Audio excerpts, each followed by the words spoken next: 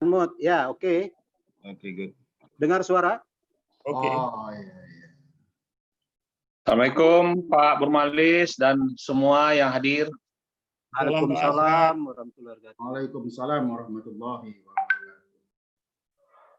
Sudah dengar suara Ambo pada tua? Wah, sangat jelas sekali Pak Abdul Aziz. Ambo lagi di Kota Padang. Ketua Umum FAM, Forum Alumni Mahasiswa Minangkabau, luar biasa. Alumni senior FAM. Kerjasama yang sangat baik dengan Minang Diaspora Global Network dengan Pak Burmalis, luar biasa. Ya, Universitas Yarsi. Luar biasa. Luar biasa. Juga dengan Universitas Yarsi. Jadi saya rasa ini salah satu acara yang sangat berkelas ini karena kita bicara masalah pendidikan. Ya. Dan generasi muda Minang mau dikemanain? Betul. Dan apa kaitannya sekarang ini dengan Pilkada Sumbar yang udah mulai panas dingin sedikit ke sana senggol kini babak belur sedikit. Nah, ini sangat menarik nih Pak Burmalis. Siap. Mudah-mudahan acara ini hari akan menjadi suatu referensi buat perpolitikan setidak-tidaknya buat ranah tercinta Minangkabau. Amin. Ini sama aja kuliah umum nih ya Pak ya, kuliah umum secara keseluruhan. Dan mungkin belum banyak orang lain yang bikin seperti ini. Kayaknya Minangkabau mensponsor ini Pak, leading. Amin. Kalau saya bisa katakan ini ini S3 itu, S2 lewat ini. Iya. Jadi Pak Galaksi ya, orang Minang itu kan kreator. Cuman masalahnya betul, kita, iya, cuman giliran udah selesai orang yang menikmati gitu kan. Iya. Kudu pelajang buki nama itu Pak. Kita roboh. Kayaknya Pak Galaksi itu udah fitrah jalan tapi diterusin sama orang lain. Iya, fitrah kayaknya. Jadi Minangkabau ini memang luar biasa, selalu pionir di mana-mana. Tapi pionir ya Pak, leading. Dia yang kurang lain. Hanya membuat yang baru aja. Apalagi ada Pak Burmalis, ada Pak Farizal, luar biasa Pak. Saya pikir nggak ada itu. Itu benar-benar orang-orang yang sangat luar biasa, menyita waktu tapi mau semuanya untuk membantu ini Pak. Iya luar biasa. Kita berterima kasih sama beliau sama-sama. Pak. Alhamdulillah sama-sama Pak. Sama-sama kerajo bersama.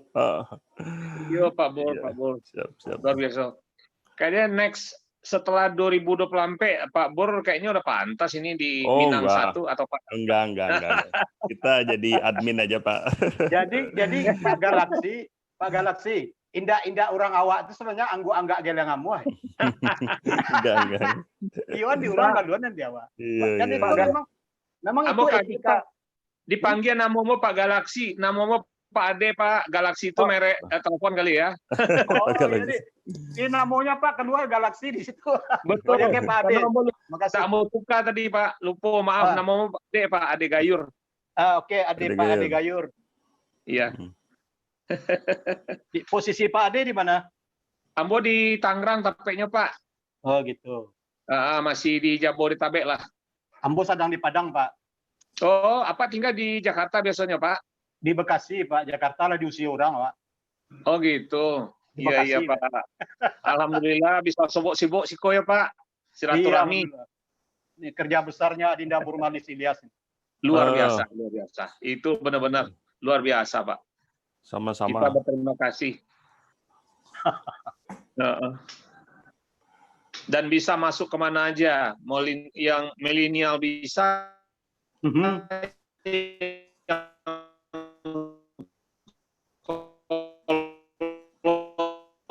Assalamualaikum. Storing ya. Storing. Tuh, suara Pak Ade ya?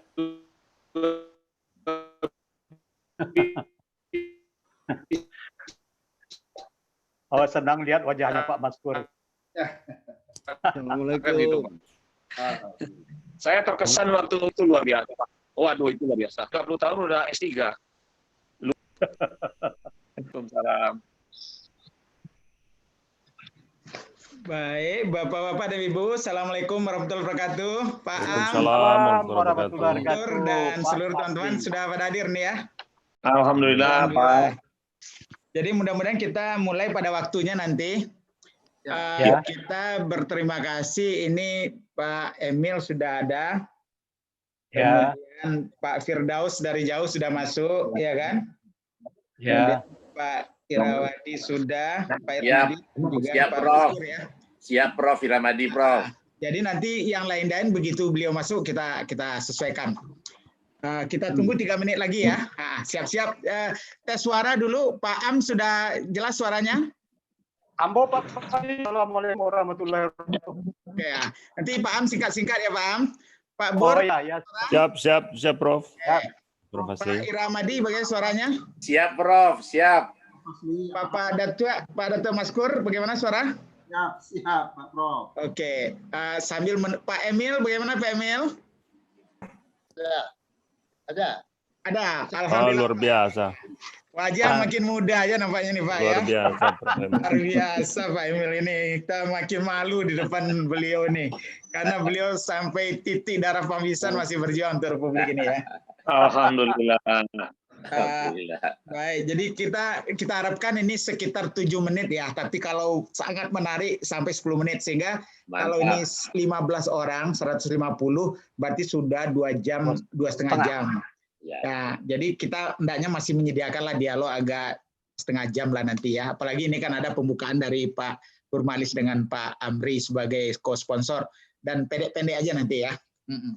Siap. Baik, sambil menunggu pendatang untuk mendengar. Ini topik menarik ini. Tapi nampaknya sudah ada kelelahan juga orang berwebinar ini nampaknya ya. Dan dalam jam yang sama ini bisa bagi yang semangat nggak ada, Pak. Sampainya. Bagi yang semangat nggak ada lelahnya, Pak. Ini luar biasa, ya. Pak. Iya. Nggak ada lelahnya, Pak. Alhamdulillah ya. Ini kuliah umum juga nih, kuliah umum, Pak. Ya, makanya dasar nih Pak, toko-toko yang susah kita dapatkan ya, sekarang berada langsung bertatap muka dengan kita ya. Ini makanya kita manfaatkan kesempatan mereka, saling sama kita berbagi ya. Karena Bapak dan Ibu semua punya pengalaman yang luar biasa, walaupun sebagai peserta, tapi nanti bisa juga memberikan masukan ya pada forum ini. Baik, kita tunggu 1 menit lagi ya. Oke.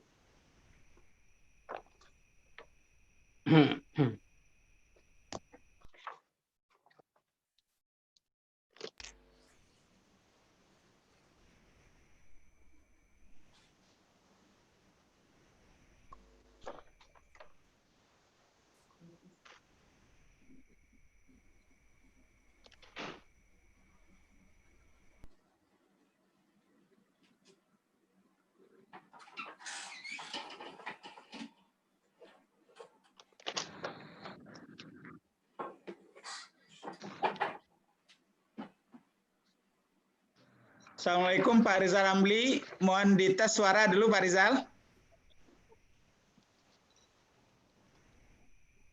Kalau Pak Rizal sudah bergabung, mohon dites suaranya.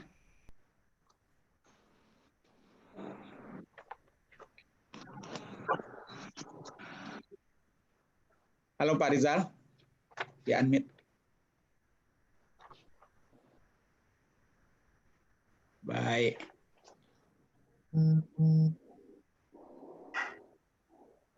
Baik, Bapak dan Ibu yang saya hormati, Assalamualaikum warahmatullahi wabarakatuh. Waalaikumsalam.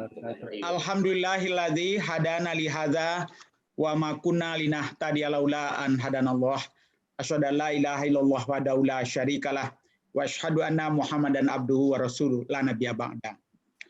Bapak-bapak dan Ibu yang saya hormati, beberapa waktu yang lalu Pak Iramadi pernah menyarankan melihat dialog-dialog kita yang kita lakukan, yang mulai dari yang senior sampai kepada yang muda, mulai dari isu surau, masalah budaya, masalah ekonomi, dan kemudian masalah anak-anak muda kita sendiri. Terlihat timbul pertanyaan waktu itu, kenapa kok tidak terlalu banyak anak-anak muda kita yang mau berkecimpung penuh sebagai full time, sebagai politisi. Nah, padahal kita tahu sejarah orang Minang ini dari dulu dia memang adalah politisi karena kita dibesarkan dalam suasana di mana dialog, perdebatan dan menggunakan kata-kata dan bernegosiasi itu menjadi DNA orang Minang. Karena itu kita selalu menjaga raso dan pareso. Jadi berarti kita selalu memperhatikan apa yang kita rasakan dan orang lain kita periksa. Kita lihat dari secara logika bagaimana, tapi juga secara emosional, psikologis gimana. Kita juga selalu melihat alua dan patui, jadi apakah bisa saja itu kebenaran, tapi mungkin kepatutannya enggak, atau kepatutan tapi kebenaran tidak. Jadi alua dan patui ini memang kita jaga benar, dan kita selalu memakai kata nanampe, ba'a bicara ke orang lebih senior, bang tuo, ba'a kepada orang yang lebih gadang sekitar dari awak, ba'a semua gadang sampai yang belia ketek.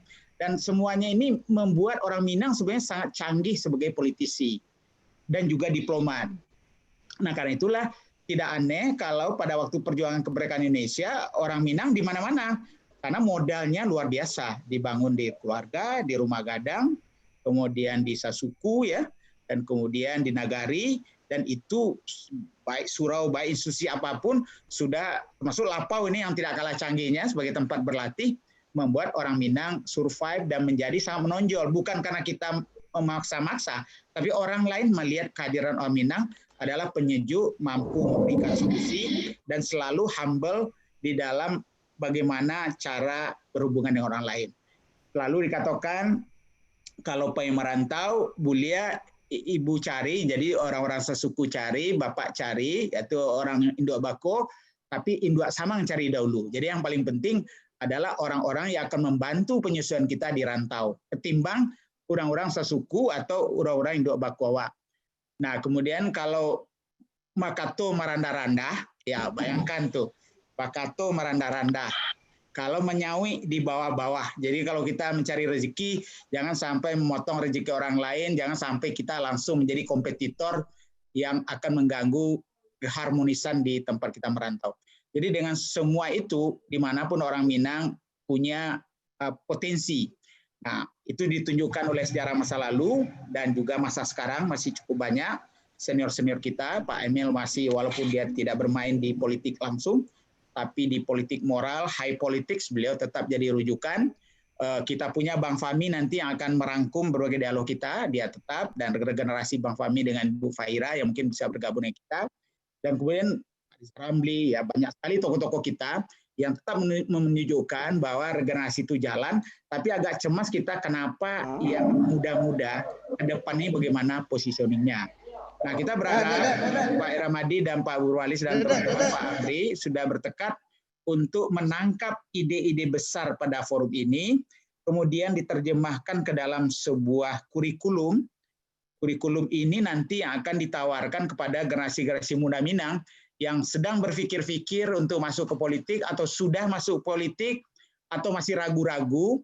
Nah, nanti kita coba berdialog dengan mereka dan tentu kita harapkan para tokoh-tokoh ini akan jadi narasumber sehingga dalam satu seri pelatihan-pelatihan itu bisa kita dapatkan bagaimana anak-anak muda Minang melihat bahwa politik itu netral dan pemihakan itu bisa juga membantu kita di dalam membumikan ABS-SBK dimanapun partai tempat dia berjuang.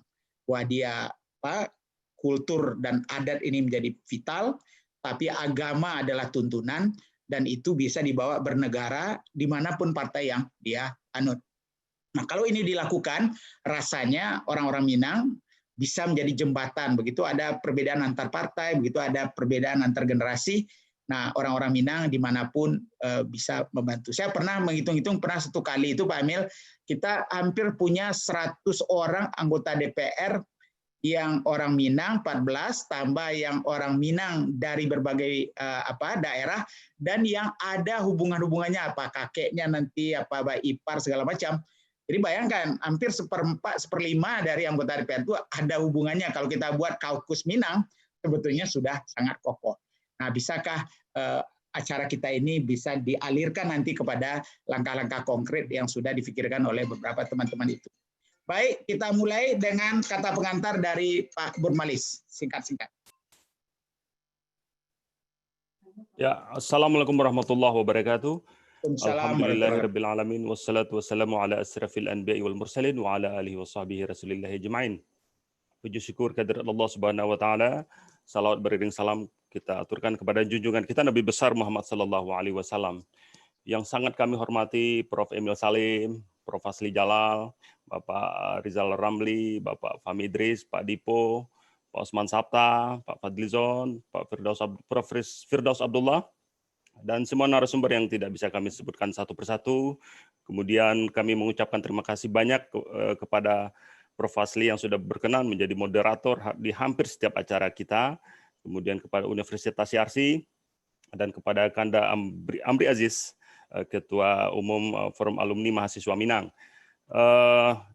Acara kita ini tentu seperti yang sudah diuraikan oleh Prof. Fazli tadi, ada kekhawatiran dari beberapa tokoh Minang dengan semakin menurunnya atau sedikitnya kader-kader politik Minang di pentas politik nasional maupun di mancanegara.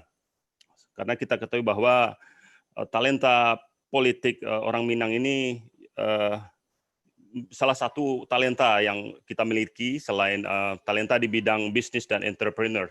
Jadi dengan adanya webinar ini diharapkan akan muncul kader-kader politik Minang di pentas nasional maupun internasional. Dan kemudian salah satu visi kita dari kegiatan ini adalah bagaimana politisi Minang itu dilandasi oleh nilai-nilai adat budaya Minang, nilai-nilai Islam yang kita kenal dengan adat Basandi Syarak Basandi Kitabullah. Jadi dalam kesempatan ini alhamdulillah banyak tokoh-tokoh politik Minang yang hadir, baik dari Indonesia maupun di Malaysia. Kemudian ada politisi milenial, ada politisi Bondo Kanduang, kemudian beberapa pengamat politik. Jadi memang kadang-kadang di dalam grup WhatsApp ada sedikit sensitif kalau berbicara mengenai politik. Makanya kami kemudian menyiapkan ada grup khusus task force politik. Nah, alhamdulillah dari berbagai diskusi, alhamdulillah webinar ini bisa kita laksanakan pada hari ini dan akan kita tindak lanjuti dengan workshop atau pelatihan politik. Karena berbicara politik itu tidak tabu. Bahkan ada Fakultas Ilmu Sosial dan Ilmu Politik, bahkan ada doktor dan profesor di bidang politik. Kita ingin mencetak kader-kader politisi Minang yang akan menjadi pemimpin. Karena kullukum ra'in wa kullukum mas'ul an ra'iyati. Setiap kita adalah pemimpin dan setiap pemimpin akan dimintakan pertanggungjawabannya. Kita ingin mencetak kader-kader politik Minang yang meniru sifat-sifat Nabi Muhammad, fatanah, sidik, amanah, dan tablik. Jadi mudah-mudahan dalam diskusi ini banyak manfaat yang bisa kita ambil dari tokoh-tokoh politik Minang yang senior seperti Prof. Emil Salim, Bapak Rizal Ramli, Pak Oso, Pak Dipo, dan semua narasumber yang sangat hebat-hebat. Sekali lagi terima kasih, dan insya Allah ini bukan webinar politik yang pertama dan terakhir, tapi akan kita ikuti dengan seri-seri berikutnya. Sekali lagi terima kasih Prof. Fazli atas waktunya. Assalamualaikum warahmatullahi wabarakatuh. Waalaikumsalam. Terima kasih Pak Burmalis. Kita lanjut kepada Pak Amri Aziz sebagai Ketua dari Forum Alumni Mahasiswa Minang yang bertebaran di seluruh wilayah Nusantara. Kami persilakan Pak Amri Aziz. Di unmute dulu Pak. Di unmute apanya dulu? Ya, ulang lagi Pak. Masih terkunci Pak, di unmute lagi. Tidak kedengaran. Unmute, udah. Ya, halo. Coba, ya udah. Oke. Udah sekarang. Makasih Pak Fazli. Bismillahirrahmanirrahim. Burang balam, burang barabah, barabah mandi di atas batu. Sambuilah salam jo sambah. Assalamualaikum warahmatullahi wabarakatuh. Waalaikumsalam warahmatullahi wabarakatuh. Nak dua pantun sairiang lapun malapun dari Indogiri. Naik juaro dari Batipua. Walaupun nambo tagak berdiri, lebih daripada duduk basimpua. Nak tiga pantun sairiang padang panjang di likuang bukit, bukit di likuang kayuaro. Kasih sayang kami nangkabo bukan sedikit, sebanyak rambut di kapalo. Alhamdulillahirabbil alamin. Wassalatu wassalamu ala asrafil anbiya al mursalin wa ala alihi wa sahbihi asmain. Yang terhormat Bapak-bapak, Ibu-ibu narasumber dari yang paling senior sampai yang paling junior dan para peserta hari ini, untuk tidak memperpanjang waktu, Ambo tidak menyebutkan nama satu persatu karena untuk menghemat waktu. Jika ada 15 narasumber 10 menit saja, tadi Pak Fazli bilang dibutuhkan waktu 2,5 jam. Sebagai pelaksana acara ini, kami Forum Alumni Mahasiswa Minang dan Minang Diaspora Network bersama dengan Pak Fasili Jalal Universitas CRC mengucapkan terima kasih atas terselenggaranya acara ini. Mudah-mudahan ini kok gadang tidak bersabui gala, kok ketik tidak bersabui namo. Mudah-mudahan ini jadi ibadah. Bapak Ibu dan audiens yang terhormat, Forum Alumni Mahasiswa Minangkabau ini disingkat dengan FAM. Didirikan tahun 1997 dan dikukuhkan dalam acara resmi di Nirwana Room Hotel Indonesia Jakarta. Dengan ketua umum pertamanya adalah Uda Lukman Didong sampai hari tahun 2012, dan ketua umum kedua adalah sahabat Ambo Zulkarnain Jabar, mudah-mudahan dia hadir hari ini, sampai dengan 2015. Pada Mubes 2015 di Jakarta, Ambo terpilih sebagai formatur menjadi ketua umum ketiga periode 2015-2020 yang dibantu oleh 4 adik-adik media formatur, Edi Moras, M. Nazir Etek, Samsir Alam, dan Hasan Basri. Sekjen dijabat oleh Edi Moras. Forum Alumni Minang didirikan oleh alumni KMSB, Keluarga Mahasiswa Sumatera Barat, atau alumni Keluarga Mahasiswa Minangkabau Jakarta Raya, dan sudah terdaftar di Kementerian Hukum dan HAM. Sekelumit tentang KMSB. KMSB itu adalah Keluarga Mahasiswa Minangkabau, Sumatera Barat, didirikan tahun 1963 di Jakarta. Karena terputusnya hubungan Jakarta dengan Sumatera Barat karena konflik antara pusat dan daerah.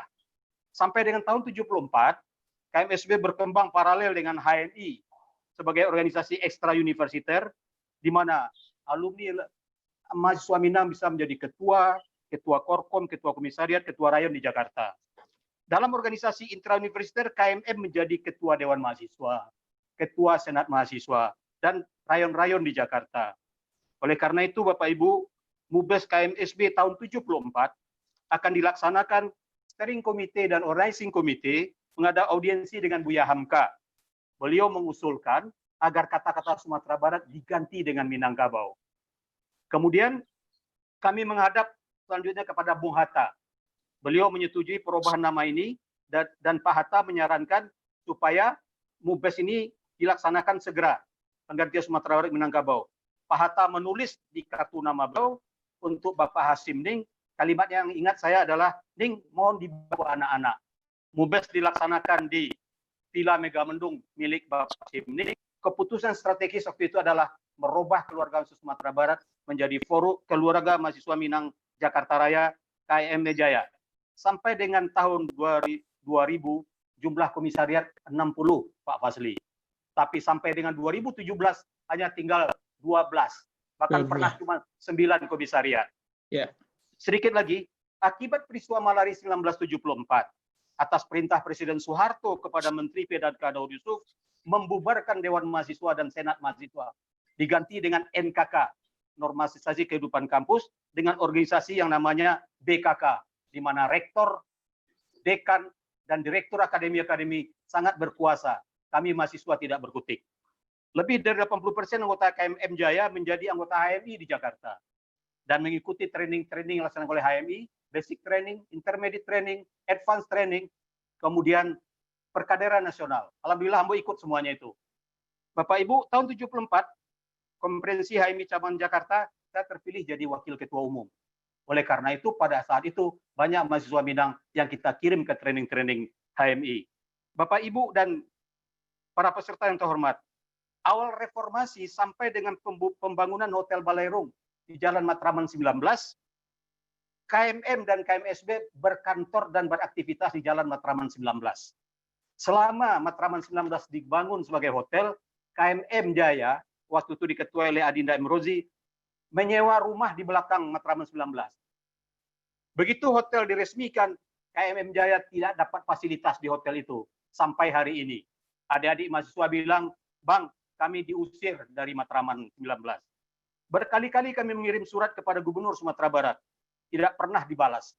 Audiensi dengan Bapak Irman Gusman, waktu beliau jadi Ketua DPD RI, dan Pak Azwaranas melakukan telepon dengan Bapak Gamawan Fauzi, agar mahasiswa Minang bisa berkantor di Baleirung.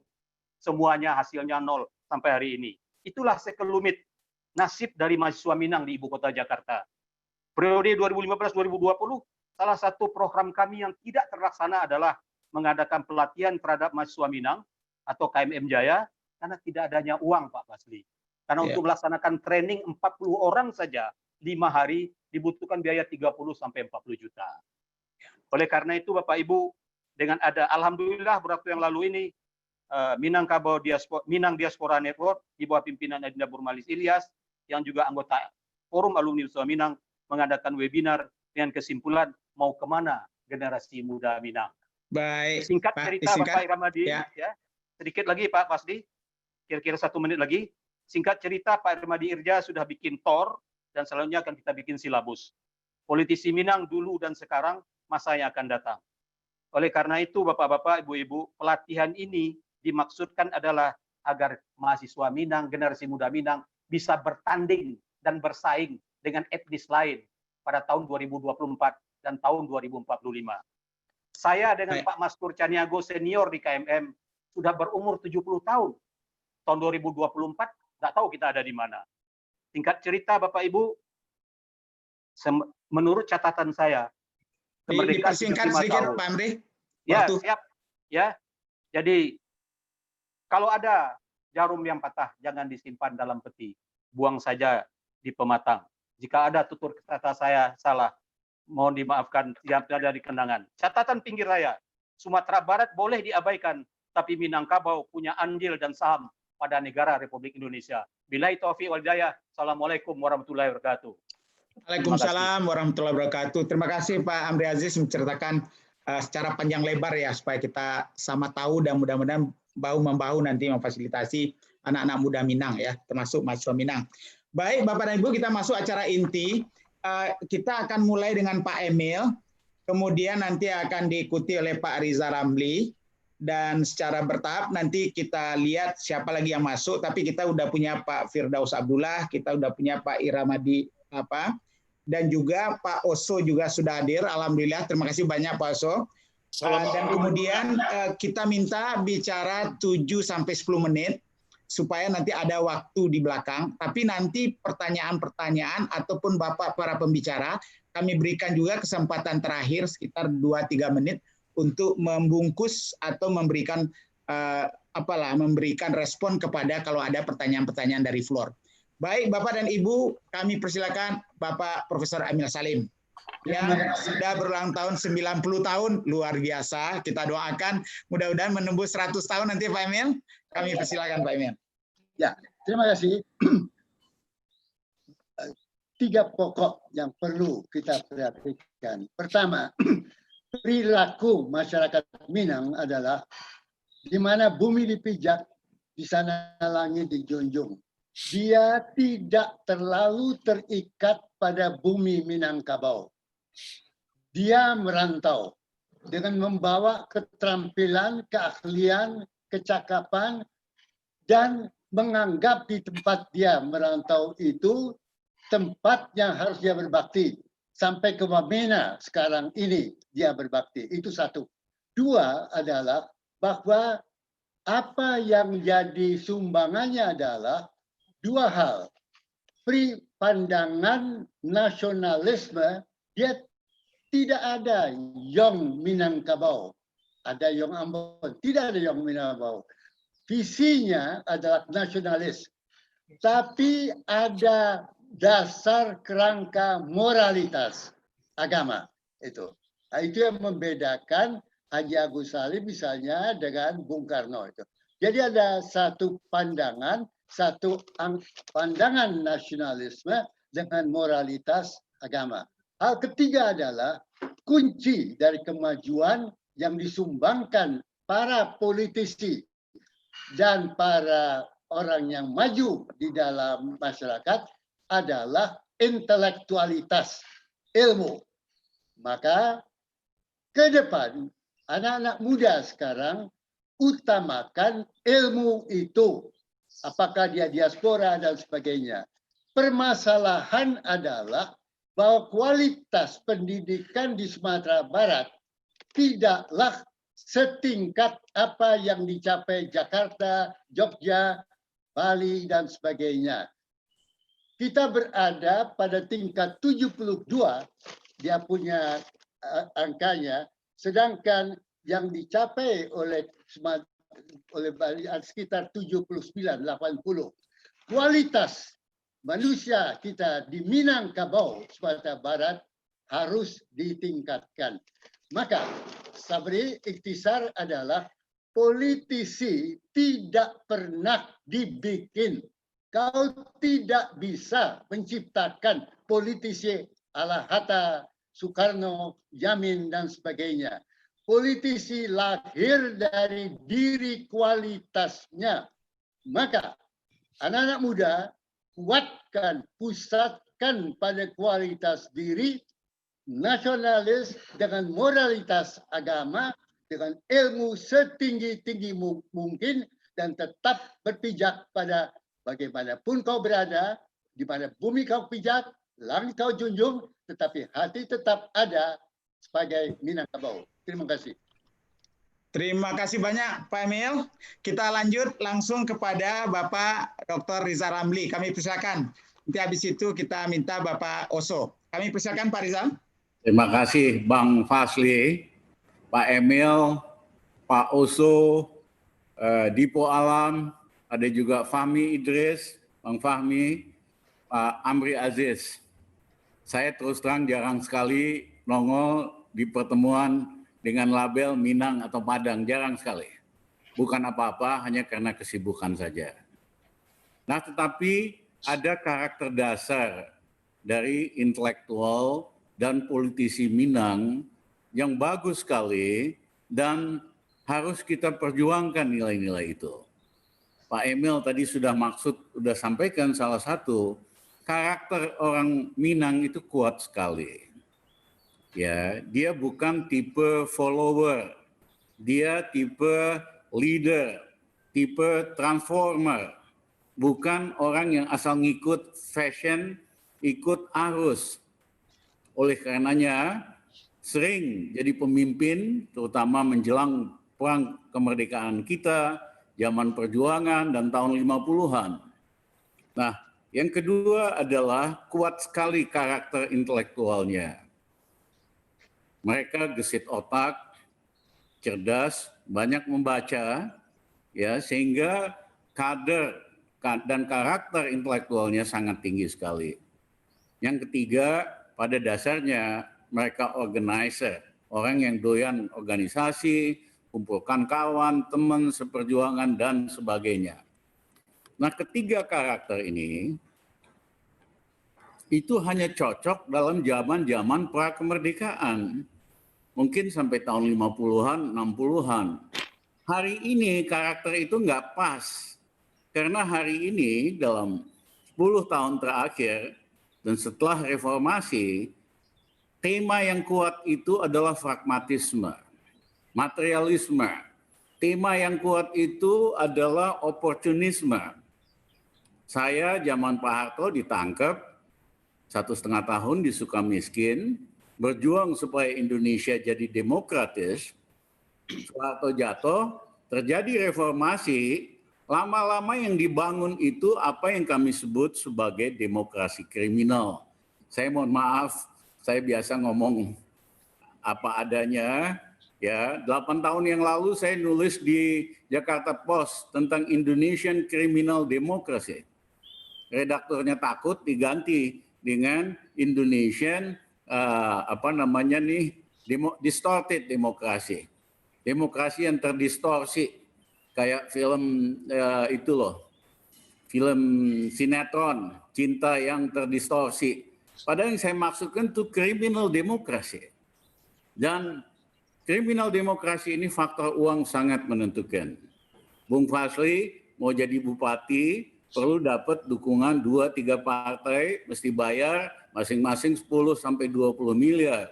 Jadi gubernur mesti bayar upeti aja loh, upeti aja. Hanya bisa dicalonkan oleh partai, itu 100 sampai 300 miliar kalau gubernur. Presiden, saya tahun 2009 ditawarin oleh 3 partai, Mas Rizal, apapun, dari standar apapun, Mas Rizal pantas jadi presiden. Visi, karakter, integritas.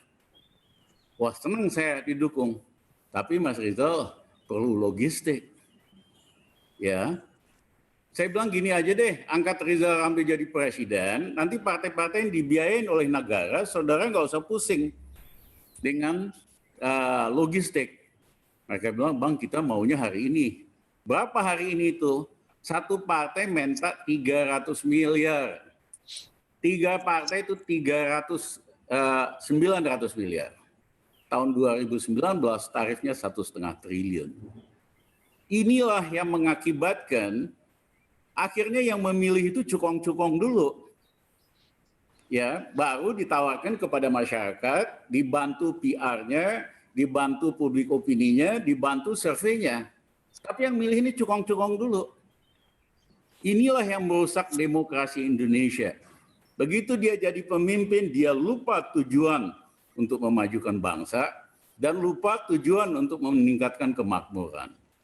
Nah, dalam konteks demokrasi super pragmatis dan kriminal ini, mohon maaf, intelektual politisi Minang kurang cocok, ya, karena masih ada tata nilai, masih ada intelektualitas, tidak ada idealismenya, tidak pragmatis, nggak cocok. Jadi lingkungan strategisnya ini nggak sehat. Nah, kalau menurut kami ini dulu yang kita ubah, yaitu kita hapuskan threshold dari yang ada sekarang 0% aja. Nah, sebulan yang lalu saya datang ke KPK, ketemu dengan 2 komisariat KPK sama 2 direktur. Saya minta the motherhood of corruption di Indonesia is political corruption. Motherhood dari korupsi yang sesungguhnya di Indonesia adalah korupsi politik. Saya minta KPK, dia bilang, supaya mulai lihat kasus-kasus soal money politik ini. Mereka bilang, Pak Ramli, kita kebetulan aja nih, seminggu yang lalu kita tangkap bupati dari Kalimantan Timur dan istrinya, ketua DPRD. Dia udah jadi gubernur, bupati, dia kepengen maju lagi. Dia tariklah sumbangan dari cukong-cukong ini. Total 18 miliar. Tapi in return dia kasih konsesi tambang, hutan, total merugikan negara 2 triliun. Uang sogokan mereka itu hanya 18 miliar, 0,01%. Nah, ini terjadi di setiap pemilihan bupati, gubernur, dan lain-lain di Indonesia. Bayangin ada 320 bupati. Kalau kemudian negaranya 500 miliar aja. Bukan konsesi tambang, kalau di kota izin pembangunan, IMB, dan sebagainya. Ya, 420 kali 500 miliar, hampir 200 triliun kerugian negara. Ya, nah inilah yang menjelaskan begitu mereka kuasa, mereka nggak urus rakyat, nggak ada hati sama rakyat. Nah, menurut saya, mari kalau mau dorong politisi Minang, mari kita hancurkan dulu sistem threshold ini jadi 0. Sehingga siapapun bisa jadi bupati dan lain-lain. Politik itu, political party dibiayai negara, biasa itu di Eropa kayak begitu, di Australia, di New Zealand. Sehingga role of money politik kita hancurkan. Nah, barulah tokoh-tokoh dari Minang bisa berjaya.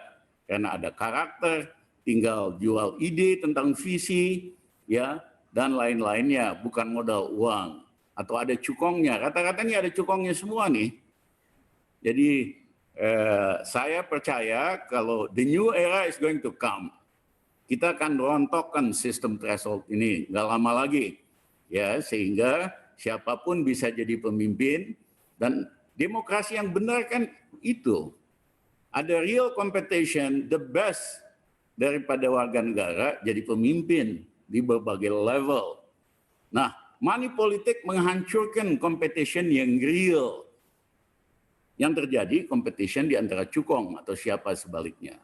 Nah, saya minta kawan-kawan yang muda-muda dan senior-senior sini, mari kita ubah demokrasi kriminal ini dengan demokrasi yang amanah dan good governance. Karena kalau enggak, no way Indonesia bisa maju. Apalagi ini belakangan ada nepotisme yang luar biasa sekali. Saya kemarin bilang di TV, saya minta Pak Jokowi narik itu si Gibran sama si Bobi, jangan ikut, karena nggak lucu. Apa namanya nih, saingannya dipanggil ke istana disuruh mundur, ini apa ini? Ya, jadi saya minta berhenti dulu dah. Setelah Pak Jokowi nggak jadi presiden, anaknya silakan maju, kalau perlu saya bantu. Si Bobi sama siapa itu, si Gibran di Solo, sehingga competition-nya fair. Pak Harto aja yang super kuasa, mikir bolak-balik untuk ngangkat anaknya.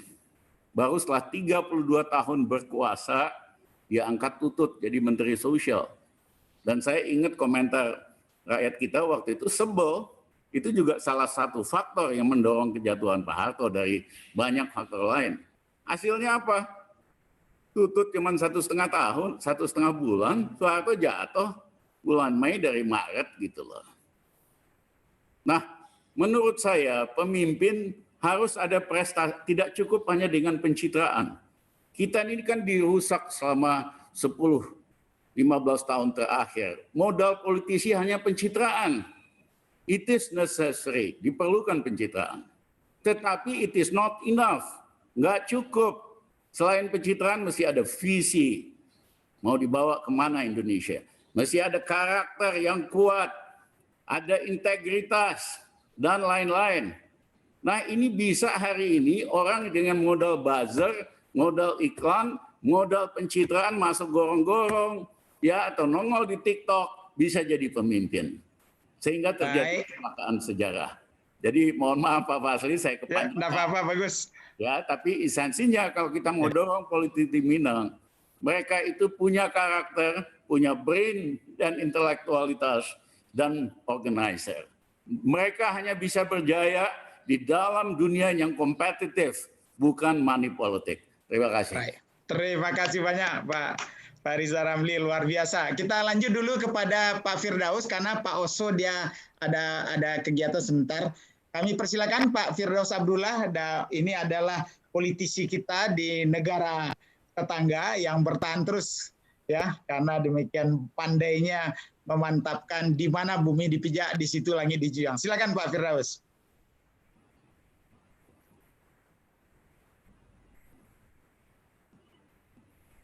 Sudah bisa Pak Firdaus? Di-unmute dulu suaranya.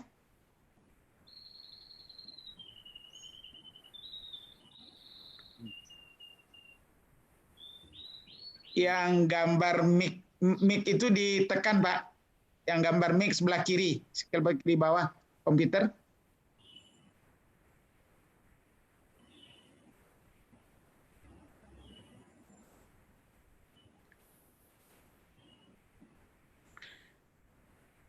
Profesor Firdaus Abdullah ini sudah lama merantau. Silakan Pak Profesor Firdaus. Ya. Oke. Terima kasih Pak Fasli. Terima kasih Bapak-bapak. Saya bangga sekali dapat sebarisan dari jauh dengan Pak Rizal Ramli yang sangat saya puja melalui TV, juga dengan Pak Emil Salim yang saya puja semenjak saya muda. Apa lagi? Dan saya puja, saya hormat begitu. Dan saya terkesan sekali apabila ada politisi-politisi muda Minang yang bersifat agak kurang manis dengan Pak Emil Salim dalam satu forum yang lalu. Semoga, dan saya rasa ini bukan orang Minang sama sekali ini.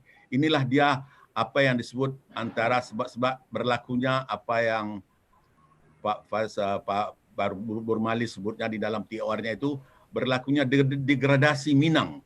Ada politisi-politisi muda yang tidak menghargai orang-orang tua.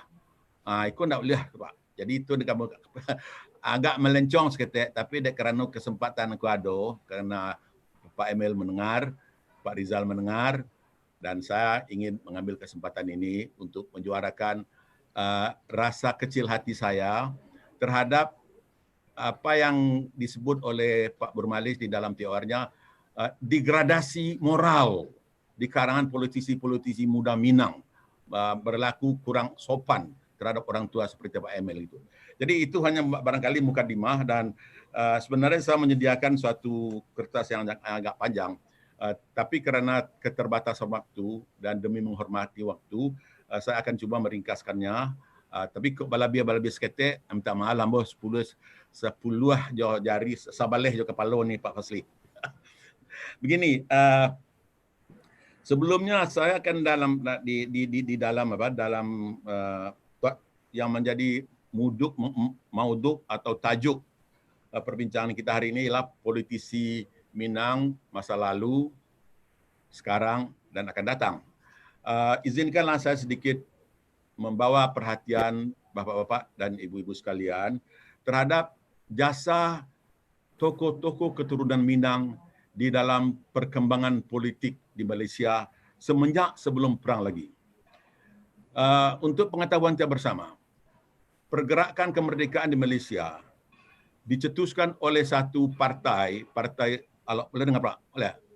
Yang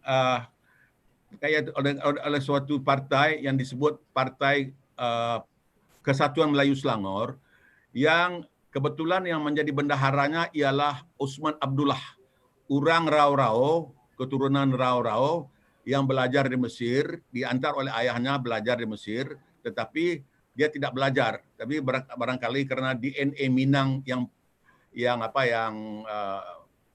suka memimpin, suka berpolitik, maka almarhum Osman Abdullah mengabaikan pelajaran dan memberi perhatian yang lebih banyak terhadap politik. Dan beliau menjadi, barangkali karena kebetulan ayahnya orang kaya, maka dia menjadi bendahara Persatuan Melayu Mesir waktu itu di dalam tahun 1926. Dan untuk pengetahuan kita, datuk kepada Osman Abdullah ini, yaitu Haji Taib, adalah seorang pengusaha yang amat terkenal di abad ke-18 di tanah Melayu ini. Ada sebuah jalan di Kuala Lumpur yang disebut sebagai Lorong Haji Taib, dinamakan mengikut nama beliau. Selain daripada kemudian Osman Abdullah yang memimpin Persatuan Melayu Muda itu mencetuskan semangat berpolitik di kalangan angkatan muda. Kemudian selain dari itu, yang patut juga disebut mengenai ini ialah seorang yang patut juga saya sebut namanya sebagai pelopor politik di zaman peperangan itu adalah Ahmad Bustamam. Ahmad Bustamam ini berasal dari Talu dan dia terkenal sebagai seorang sosialis, seorang radikal, dan dipenjarakan oleh British selama 7 tahun demi menentang kemerdekaan. Ini semangat orang Minang berjuang waktu itu. Selepas itu ada satu lagi orang Minang berasal dari Sungai Jambu, Batu Sangkar, kampung Bapak. Kampung awak Pak Fasli ya. Batu Sangkar orang Lintau, orang Rau-Rau, orang Sangkar kan itu Pak Fasli. Yaitu bernama Dr. Burhanuddin Al-Helmi. Dr. Burhanuddin Al-Helmi juga adalah seorang pemimpin yang berorientasi Islam. Jadi ada orientasi nasionalis, ada orientasi Islam, dan ada orientasi sosialis di dalam kepimpinan politik orang keturunan Minang di Tanah Melayu semenjak zaman sebelum perang lagi. Tetapi yang dua nama yang harus disebut juga ialah Tan Sri Datuk Sri Rais Yatim, yang telah menduduki kabinet Malaysia tak lebih berturut-turut di bawah kepimpinan 5 atau 6 orang Perdana Menteri, mulai daripada Tun Razak sehinggalah kepada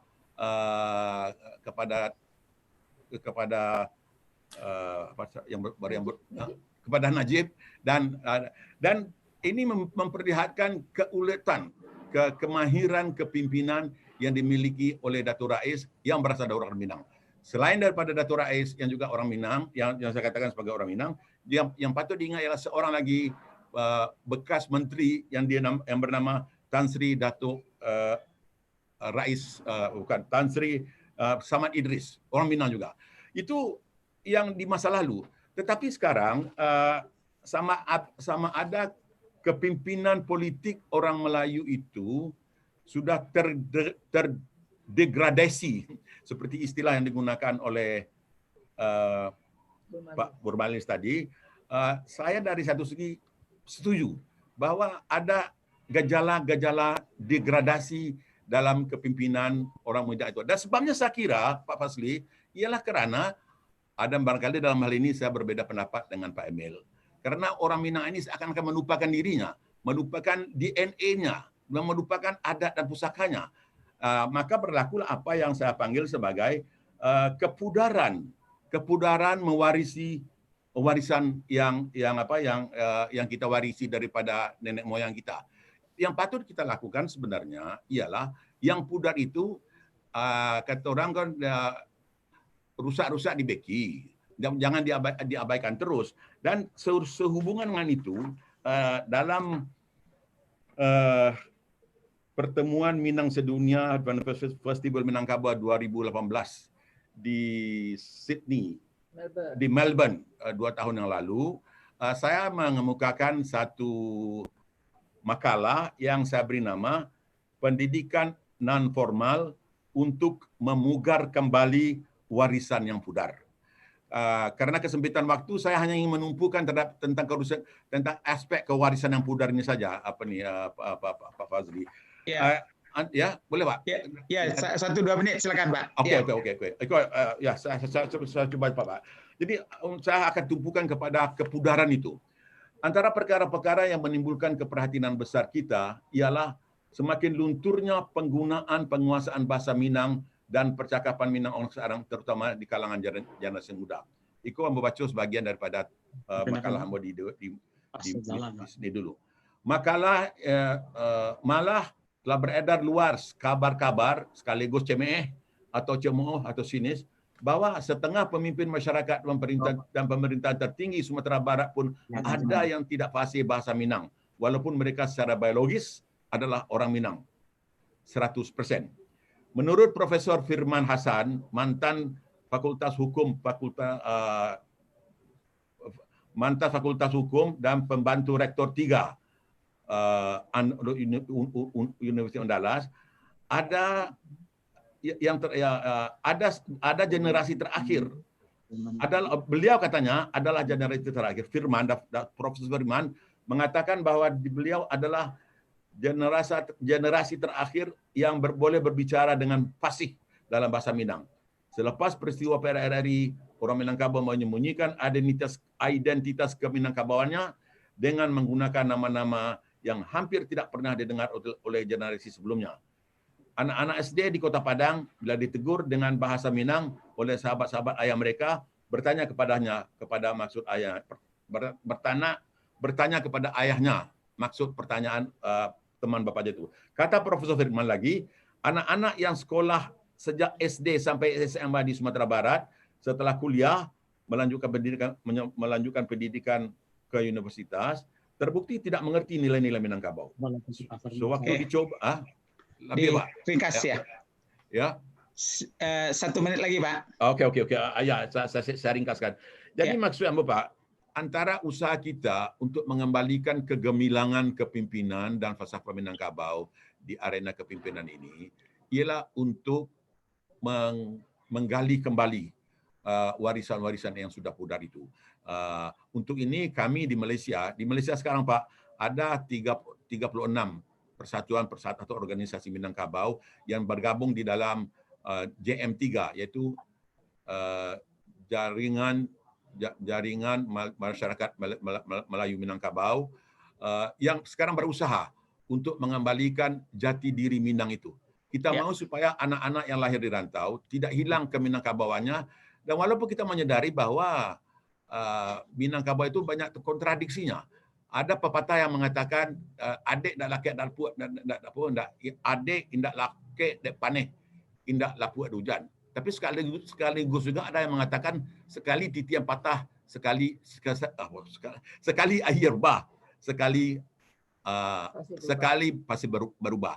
Ini menunjukkan kepintaran orang Minangkabau menjuxtaposasikan dua perkara yang berlainan. Sekaligus menjuxtaposasikan dan sekaligus merumuskan di dalam bentuk dynamic equilibrium, ikobanan kepada orang Minangkabau itu. Bagaimana untuk dapat menseimbangkan dua keadaan yang berlainan dan sekaligus dapat menseimbangkan dynamism dan equilibrium. Ini kesantiangan orang selama ko. Ikon yang perlu dipertahankan Pak Fasli. Terima kasih. Assalamualaikum warahmatullahi wabarakatuh. Waalaikumsalam. Terima kasih Profesor Firdaus Abdullah. Kita lanjut kepada Pak Dipo yang sudah bergabung dengan kita. Mudah-mudahan nanti habis itu Pak Osman Sabta Odang. Kami persilakan Pak Dipo, nanti kita dibungkus nanti oleh Pak Fahmi di belakang nanti.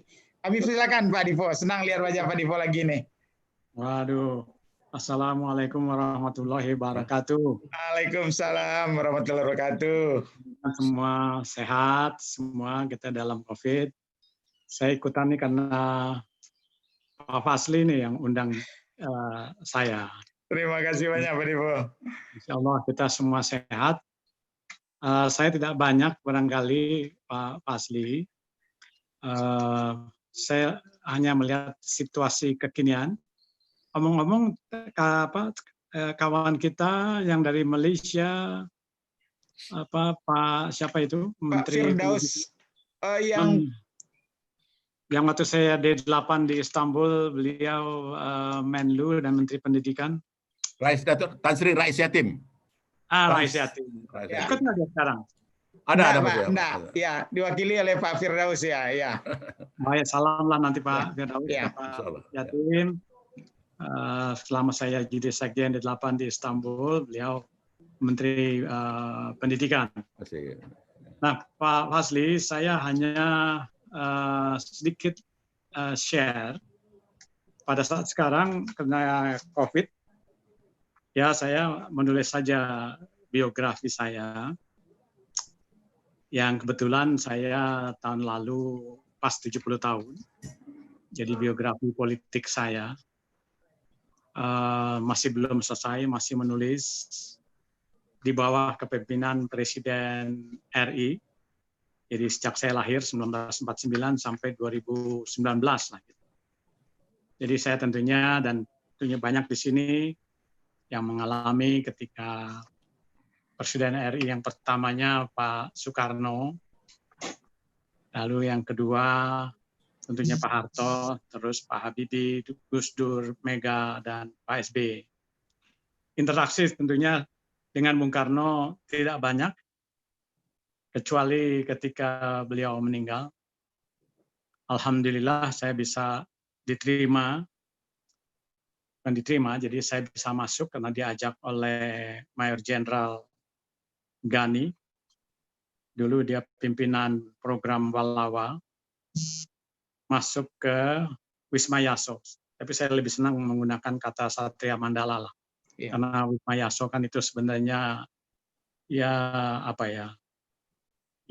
saya nggak tega juga Bung Karno harus disemayamkan di situ. Mestinya di rumahnya Fatmawati lah. Begitu Fatmawati kan juga orang Bengkulu, termasuk orang Awak juga lah. Iya. Jadi saya masuk, saya terima, saya bisa masuk, dan kita juga sholat ketiga itu. Dan yang paling saya ingat sekali adalah Pak Hamka juga hadir. Jadi saya ingat bahwa Pak Hamka walaupun ditahan karena tadi PRRI segala macam dituduh macam-macam, tapi Bung Karno minta bahwa kalau dia meninggal, kalau bisa yang mimpin sholat maitnya itu adalah Pak Hamka. Jadi ini termasuk pengalaman yang saya masukkan di dalam biografi politik. Karena saya termasuk anggota KAPI, Rayon Menteng, KAPI P2. Karena kita berdekatan dengan kami, dengan UI Salemba, dengan sekolah saya dulu PSKD di depannya RSCM, maka saya beruntung. Tapi di situ walaupun Bung Karno, menurut ayah saya, ya, ada paman saya, ada Pak Jilis Tahir, Pak Aziz Tahir, Pak Ahmad Tahir, jaksa, semuanya orang Pariaman. Dan saya tetap berdoa kepada Allah, mudah-mudahan Bung Karno orang besar dan punya kesalahan, tapi juga kita doakanlah sama yang didoakan oleh Pak Hamka. Jadi soal politik itulah sebenarnya yang orang awak memperlihatkan kita kritis, harus kritis, seperti kayak Pak Emil Salim umur berapa sekarang? Hampir 90, beliau tetap masih kritis. Kalau ada yang salah pemimpin kita ingatkan. Kalau tidak bisa diingatkan, ya kita lawan. Tapi tatkala beliau itu berakhir seperti Bung Karno, kita hormati, dia pemimpin besar gitu loh. Kesalahan ada, ya. Dan demikianlah. Jadi Pak Hamka ditahan, tapi tafsir Quran bisa selesai. Dan tentunya amalan bagian dari Pak Hamka itu juga merupakan bagian yang Bung Karno kebagian. Jadi saya kira memaafkan, menghormati, mengkritik itu adalah adab kita terhadap adab kita sebagai orang yang dipimpin, orang awam. Tetapi juga kita tentunya perkataan adab sekarang ini apakah itu etika atau akhlak, itu sudah kurang sekarang. Pada saat sekarang ini dengan oligarki kekuasaan segala macam, uang punya kuasa, semua bisa diatur kelihatannya begitu. Sehingga orang melupakan arti adab. Jadi saya menulis mengenai adab saya dipimpin oleh 7 presiden. Sampai sekarang juga saya, ya walaupun saya tidak di pemerintahan, karena interaksi saya sama lah seperti Pak Fadli, kita lebih banyak mungkin ketika kita masih menjadi pejabat dengan Pak SBY. Dengan Pak Harto juga begitu. Saya sampai ditahan, masuk penjara Guntur, pemerintahan militer Guntur. Tapi bukankah Pak Harto juga jasanya besar terhadap umat juga? Artinya, ya beliau ada juga yang patut sebagai pemimpin, kita yang dipimpin beradab juga mendoakan. Ketika Ibu Tin meninggal, saya masih naik haji yang pertama kali diundang oleh Pak dubes kita di sana. Saya mengajak juga bahwa saya pernah ditahan oleh Pak Harto, tapi Pak Harto jasanya juga besar. ASEAN dia bangun, APEC dia bangun juga, semuanya stabilitas terjadi. Bahwa dia ada kekurangan, yes. Demikian juga Gus Dur. Saya sampai dipanggil ke istana jam 5 pagi sama beliau. Tapi saya juga sedih ketika beliau mau diturunkan, saya tidak bisa banyak berbuat apa-apa.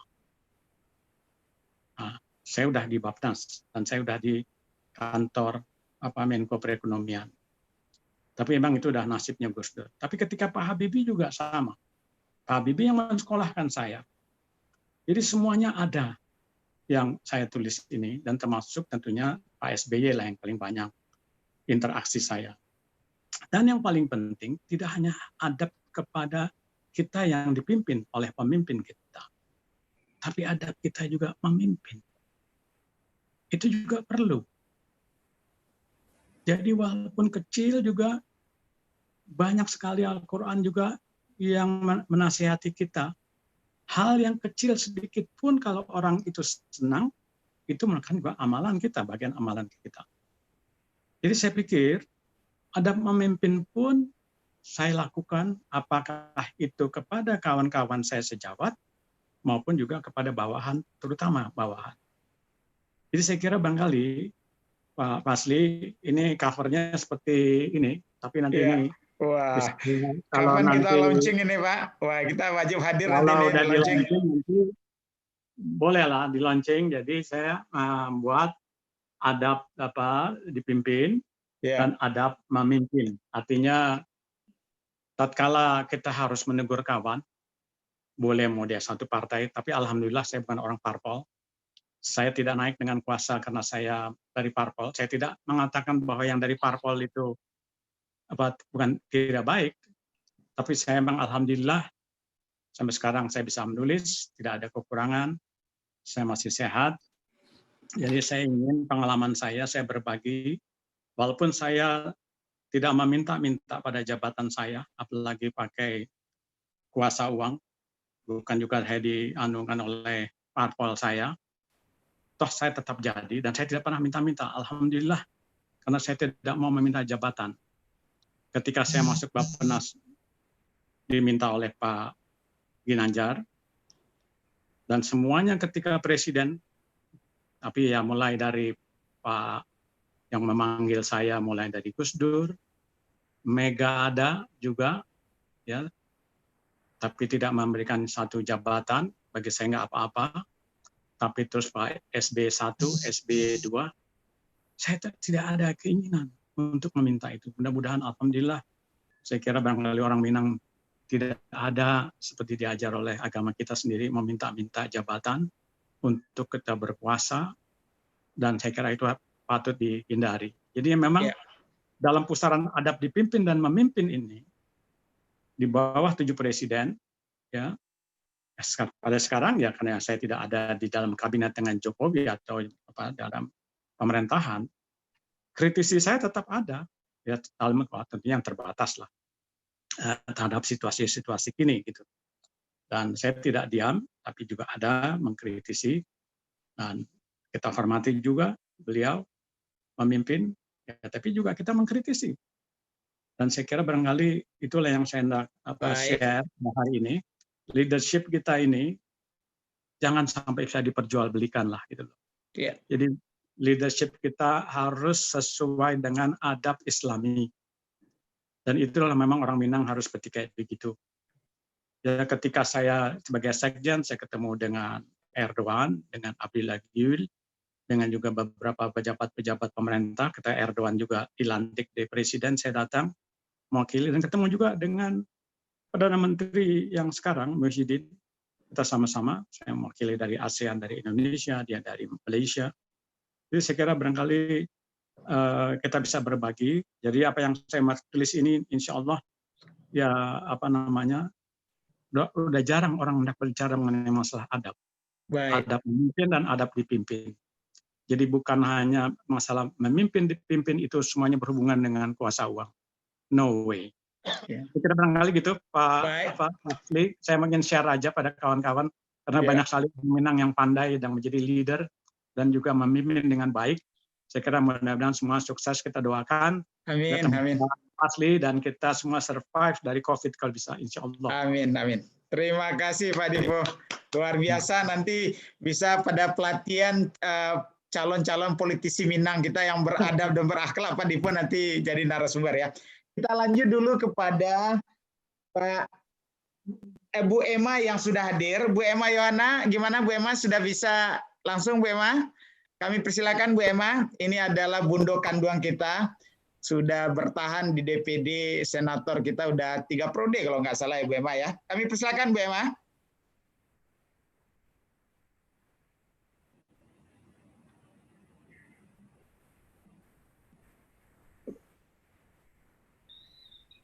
Silakan Bu Emma. Minta waktu dulu, ini saya baru buru-buru baru nyampe rumah sebentar. Oke. Enggak apa, Bu. Oke. Jadi kita lanjut dulu yang satu dulu yang lain Bu Emma. Ya, lanjut dulu. Oke, baik. Kita lanjut dulu kepada Pak Iramadi. Nah, ini yang lama berpikir ini mengenai bagaimana politisi Minang belajar di masa lalu, melihat kondisi sekarang dan bagaimana nasib ke depan. Kami persilakan Pak Iramadi. Assalamualaikum warahmatullahi wabarakatuh. Waalaikumsalam warahmatullahi wabarakatuh. Pak, terima kasih Pak Fasli Jalal. Terima kasih Pak salam hormat saya kepada Pak Emil Salim sebagai sesepuh kita yang sangat kita banggakan. Kemudian minimal ada 2 abang saya di sini nih yang suka saya panggil. Saya tidak mau manggil Bapak nih. Pertama Bang Rizal Ramli, yang kedua Bang Dipo. Kenapa? Karena semangatnya selalu muda tuh beliau berdua itu.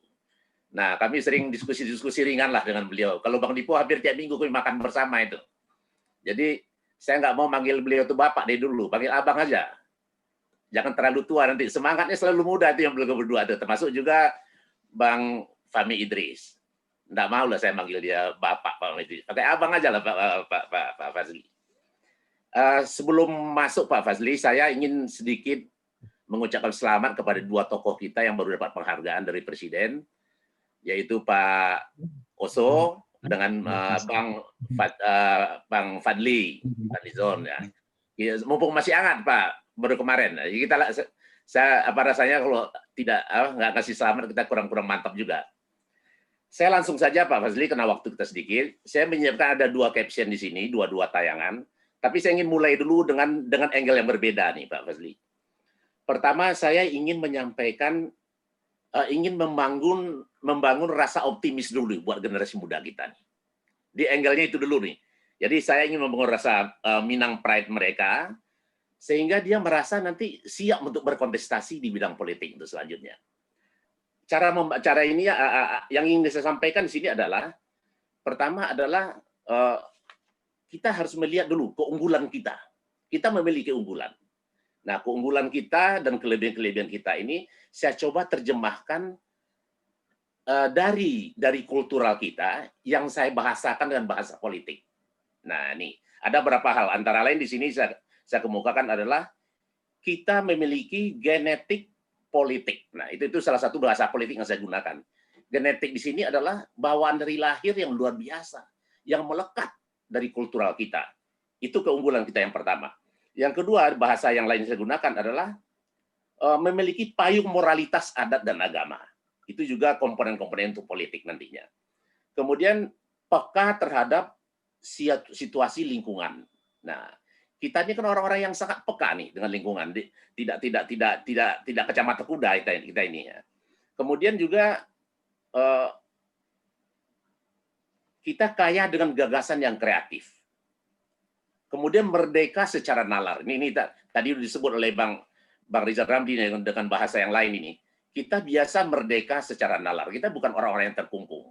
Nah, kemudian ada beberapa hal lagi yang lainnya, demokratis yang equal, kemudian loyalitas yang khas, kemudian smart. Smart itu saya bahasa dengan bahasa politik, saya gunakan kata-kata lihai. Nah, ini lihai ini penting kita pelihara ini. Kemudian yang terakhir mungkin saya ingin sampaikan bahwa kita tuh berani mengambil risiko, kemudian berani hidup. Nah, ini berani hidup. Saya tidak menggunakan berani mati. Kita berani hidup. Itu ternyata hasil berani hidup ini seperti dikemukakan oleh Pak Emil tadi, sampai di Wamena pun ada orang Minang, bahkan di seluruh pelosok dunia ada orang Minang karena berani hidup, bukan berani mati. Nah, saya mulai dari situ untuk mengatakan kepada generasi muda kita bahwa tidak ada satupun yang mesti membuat kita inferior. Kita harus optimis menghadapi ini. Nah, kemudian dari berbagai diskusi di lingkungan akademis atau juga diskusi dengan kawan-kawan aktivis, sering mereka agak sedih melihat kondisi sekarang. Mereka terbawa dengan romantisme masa lalu, bahwa tokoh-tokoh Minang itu adalah tokoh-tokoh yang memiliki karakteristik. Pertama itu data, dia banyak urut apa yang disusun oleh kawan-kawan, tapi saya ambil 2 saja. Pertama adalah memiliki karakteristik yang kokoh, itu satu. Yang kedua, selalu berpihak kepada kebenaran dan mengenyampingkan keberpihakan. Nah, ini dua butir itu yang saya hasilkan, yang kesimpulan bahwa tokoh-tokoh zaman dulu itu seperti itu intinya. Nah, tokoh zaman sekarang kita nggak tahu bagaimana nanti selanjutnya. Ini caption saya yang pertama tadi. Kemudian di sini ada garis dari generasi emas. Ini ada sentuhan ABS SBK, Adat Bersandi Syarak, Syarak Bersandi Kitabullah. Dia mempengaruhi kepada struktur pemerintahan, Pancasila, Piagam Jakarta, Undang-Undang 45, dan sistem ekonomi. Karena di sini saya diminta sebagai pengamat ekonomi politik, saya ingin meninjau sistem ekonomi agak lebih detail. Nah, saya ingin flashback kita ke tahun 50-an. Tahun 50-an, Bang Rizal Ramli itu hampir luar kepala itu. Zamannya Pak Muhammad Nasir, Pak Safruddin Perwira Negara, termasuk juga Pak Sumitro di dalamnya, dan beberapa orang tokoh-tokoh Minang lainnya, itu membuat program benteng namanya. Tapi untuk yang lain-lain mungkin saya ingin buka sedikit. Program benteng ini adalah program yang digunakan secara program ekonomi politik yang digunakan oleh tokoh-tokoh waktu itu, yang tujuannya mempersempit ketimpangan ekonomi, kekuatan ekonomi antara pribumi dan non pribumi. Saya masih memakai pribumi dan non pribumi karena waktu itu istilahnya itu, dan itu terjemahan dari Inlander waktu itu. Jadi mungkin nggak tabu lah untuk mengatakan itu sekarang. Nah, itu mereka lakukan kalau tidak salah itu sekitarnya 5-6 tahun lah. hasilnya luar biasa. Karena di situ mereka melakukan sentuhan ekonomi politik, state actor dan society actor itu berkompromi bersama-sama menciptakan the wealth of nation. Nah, itu teorinya begitu. Dan itu dilakukan oleh tokoh-tokoh Minang yang saya hakul yakin itu terinspirasi dari karakter Minang itu sendiri, Pak Fazli. Nah, jadi saya ingin melihat zaman program Benteng itu lahirlah tokoh-tokoh entrepreneur yang luar biasa, termasuk keluarga Kala, Pak Sudarpur, CS, kemudian Ahmad Bakri, kemudian ada tokoh Minang sendiri luar biasa banyaknya, termasuk Hasim Ning di dalamnya, Rahman Tamin, kemudian Sultan Johor Johar, siapa lagi tuh, banyak sekali kita kan ada BDB, Baharudin Datuk Bagindo. Nah, itu hasilnya. Konon kabarnya, konon ini, tadi barangkali perlu diteliti ini. Konon inspirasi program MARA yang dilakukan Malaysia tahun 80-an, 90-an, yang dilakukan oleh Pak Mahathir Mohamad, itu juga terinspirasi dari program Benteng tahun 50-an di Indonesia. Dan program MARA itu berhasil. Sampai sekarang ternyata tidak ada konflik mereka. Mereka gap antara kekayaan bumi putra dan non bumi putra hampir tidak ada.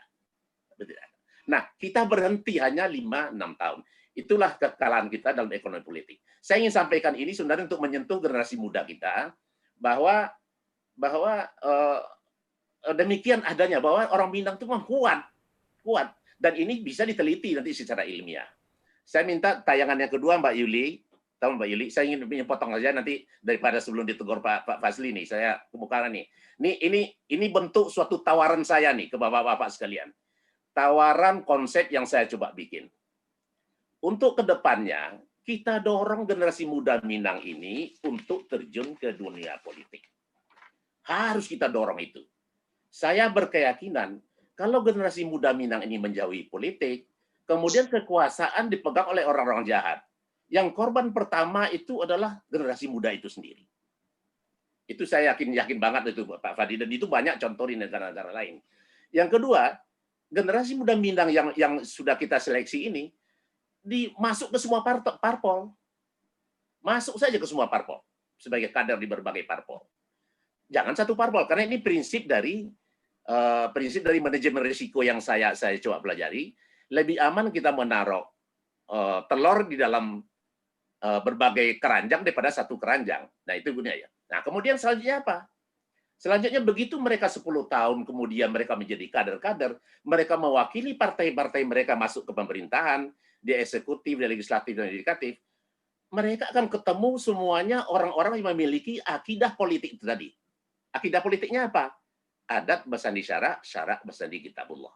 Itulah dasar mereka nanti untuk membuat kebijakan-kebijakan pemerintah yang selalu mewarnai dengan itu. Nah, itu konsep yang saya ingin majukan ini, Pak. Mungkin namanya penawaran bisa aja setuju. Bisa.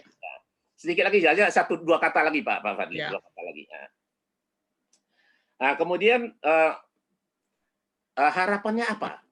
Begitu kader-kader politisi Minang yang hebat-hebat ini, yang punya karakter ABS SBK ini, bersama-sama dengan politisi seluruh Indonesia dari Sabang dan Merauke sampai Merauke, mereka bersama-sama nanti membangun Indonesia. Mereka bangun Indonesia bersama. Mereka jaga NKRI bersama-sama. Untuk menuju kepada the wealth of nation tadi, itu konsepnya, yaitu baldatun thayyibatun wa rabbun ghafur. Udah segitu Pak Fadli. Baik. Jaya, terima kasih Pak Irmadi, nanti kita perdalam ya, udah konsep udah sangat jelas. Kami persilakan Bu Emma, kalau sudah bisa Bu Emma. Senator kita ya, Bundo Kanduang, senator 3 periode ini ya, tekan main. Silakan Bu Emma. Assalamualaikum warahmatullahi wabarakatuh. Waalaikumsalam warahmatullahi wabarakatuh.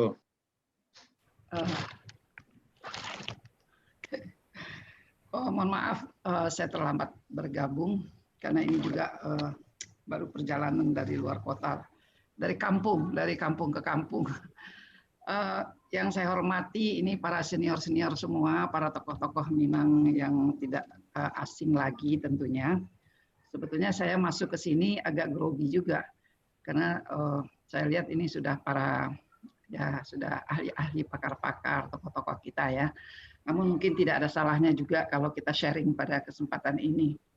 Mohon maaf saya mungkin tidak bisa menyapa satu persatu.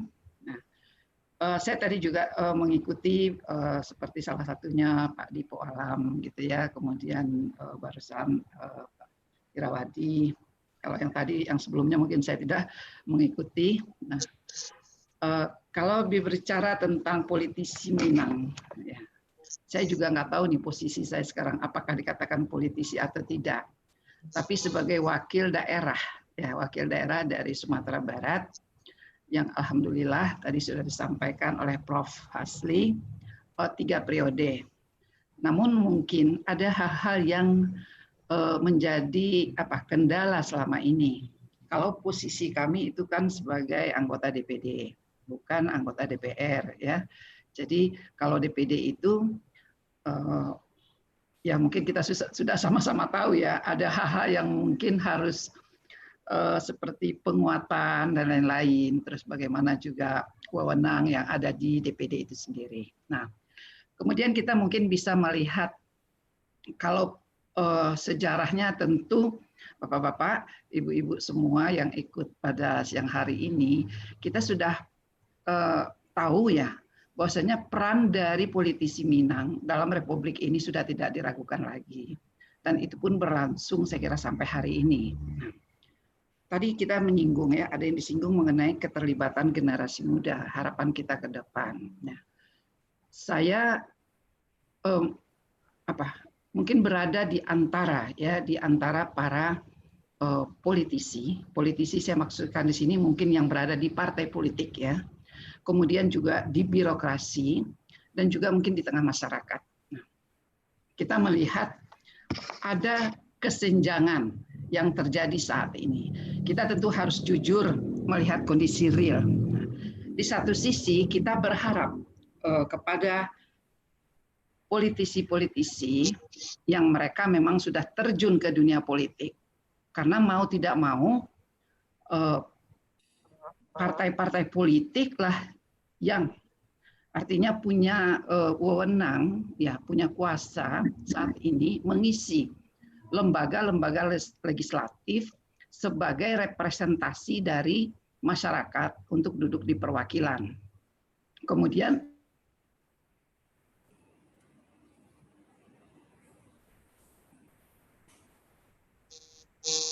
kita kehilangan suara Bu Emma ini. Konektivitas terputus. Bu Emma, tolong bersiap-siap Pak Maskur Caniago ya. Kalau konektivitas Bu Emma masih terputus, nanti kita kembali lagi ke Bu Emma. Pak Maskur Caniago Datuk Perpati sudah siap? Silakan Pak Maskur dulu.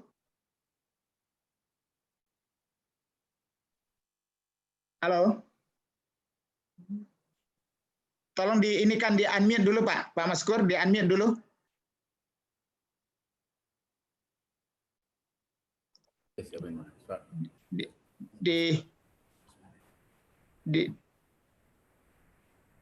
Ditekan yang bentuk mic di bawah itu Pak, di bawah kiri komputer. Oke. Ya, silakan Pak. Assalamualaikum warahmatullahi wabarakatuh. Waalaikumsalam warahmatullahi wabarakatuh. Pak Prof yang saya hormati, saya mau menyapa dulu para senior semua. Ada Pak Emil Salim, kemudian ada yang lain-lain juga, semuanya sudah berbicara di depan. Jadi ini adalah suatu momen buat saya yang sangat luar biasa nih Pak Fasli. Ini atas kerjasama antara Minang Diaspora Global Network, kemudian FAM, dan YASI. Kenapa saya katakan luar biasa? Karena kalau kita bicara politik, baik politik lokal maupun politik internasional, itu tidak bisa dilepaskan dari Minangkabau. Judulnya adalah politik Minangkabau masa lalu Bu Emma ambil lagi dan masa yang akan datang. Kalau kita bicara masa lalu itu luar biasa. Tidak perlu kita bahas lagi karena semua politisi Minang sebelum kemerdekaan sampai kemerdekaan sudah memberikan sumbangsi yang luar biasa buat bangsa dan negara ini. Sehingga Kurang Tempo mengatakan bahwa 3 dari 4 pemikir-pemikir kemerdekaan itu berasal dari Minang. Bung Hatta, Bung Syahrir, dan siapa namanya? Tan Malaka. Ini luar biasa. Nah, kemudian saya akan membagi coba sedikit, yaitu politisi Minang pra kemerdekaan sampai kemerdekaan, kemudian politisi Minang dari tahun 60-an sampai ke awal 90-an, kemudian dari 90-an sampai ke masa reformasi. Kalau yang lama itu sudah luar biasa. Itu sejarah bangsa dan negara sudah mencatat dalam tinta emas bagaimana peranan politisi Minang terhadap berbangsa dan negara. Sehingga bisa saya katakan bahwa kalau tidak ada peranan politisi Minang pada saat itu, bangsa dan republik ini tidak akan seperti ini. Baik, saudara sekalian. Bagaimana para yang kedua setelah mengisi kemerdekaan ini? Politisi Minang masih eksis. Masih banyak politisi Minang yang eksis di pemerintahan. Kita sebut saja diantaranya Bang Fahmi Idris, ya, kemudian Bang Dipo Alam, dan lain-lain sebagainya. Dan mereka juga memberikan sumbangsi yang luar biasa buat kemajuan bangsa. Sekarang saya akan masuk, biar mempercepat saja, kita masuk kepada era kedua setelah untuk mengisi kemerdekaan ini. Mulai dari periode tahun 70-an tadi sampai 90-an, sudah sekarang awal 90-an sampai 2020. Saya melihat di sini ada penurunan kualitas dan kapasitas dari para polisi Minang ini. Jadi saya kata lihat ada polisi Minang yang masuk, tapi secara kualitas dan kapasitas mereka menurun. Kenapa saya katakan demikian? Karena politisi Minang seharusnya menjadi pionir, menjadi prime mover, menjadi leader di dalam perpolitikan bangsa negara ini. Tapi sekarang kebanyakan sudah menjadi follower.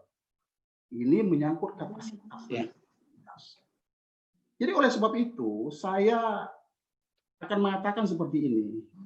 Sejauh politisi Minang ini tidak mampu bersaing lagi di era yang seperti saat ini yang dikatakan oleh Bang Rizal Ramli bahwa politisi Minang saat ini kurang pas rasanya untuk bersaing di zaman seperti ini. Menurut saya sah-sah saja, asal kualitas kapasitas itu ditingkatkan, dan itu harus dalam frame adat basani syarak basani kitab buah. Karena inilah akan menjadi guidance dari seorang politisi Minang itu. Apakah dia akan menjadi seorang politisi yang cerdas dan beriman, yang tidak goyah dengan pendirian dan kian Minangkabaunya itu, atau dia akan terkontaminasi. Begitu Pak Sejala. Jadi sekali lagi saya katakan, ini adalah momen terbaik buat politisi Minang untuk tampil. Seperti acara seperti ini. Tapi ini harus ditindaklanjuti. Tidak cukup sampai di sini saja. Bagaimana cara menindaklanjutinya? Mungkin nanti setelah acara ini diadakan pertemuan-pertemuan, digagas suatu konsep bagaimana untuk bisa memberikan semacam pelatihan atau tukar atau sharing pemikiran dan lain-lain lah kepada nah, selagi politisi Minang tidak eksis di republik ini, di pemerintahan ini, itu saya rasa belum genap rasanya di di era seperti sekarang ini orang-orang Minang itu tidak ikut ambil bagian. Kita lihat sekarang ini Pak Fasli, ada berapa politisi Minang kita yang menyebar di berbagai partai. Kita tahu itu. Tapi mereka sebagian besar cuma sebagai follower, belum sebagai leader. Hilang. Halo? Ya, masih jelas Pak. Silakan Pak Mansur. Itu jelas ya, masih jelas, tapi dekatkan aja ke komputer sedikit ya. Jadi hilang. Sebentar Pak Wasli, mungkin ada. Udah jelas Pak, silakan Pak. Ya. Jadi Pak Fasli Jalal, sangat baik acara ini kita adakan, tapi yang penting itu adalah tindak lanjutnya. Baik. Setelah ini, Pak, kita cuma akan sampai di sini saja.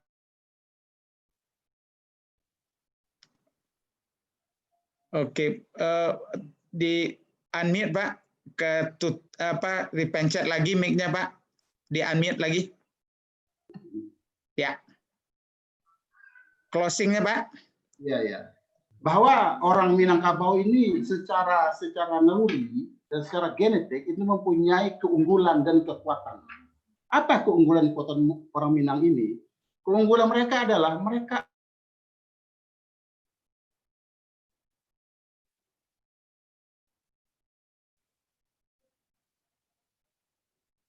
Oke, nampaknya ini kita terputus dengan Pak Maskur.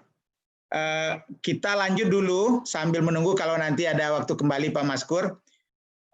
Kita langsung kepada tokoh muda kita, kandidat doktor ini, Bung Pangi Sarkawi ya. Dia adalah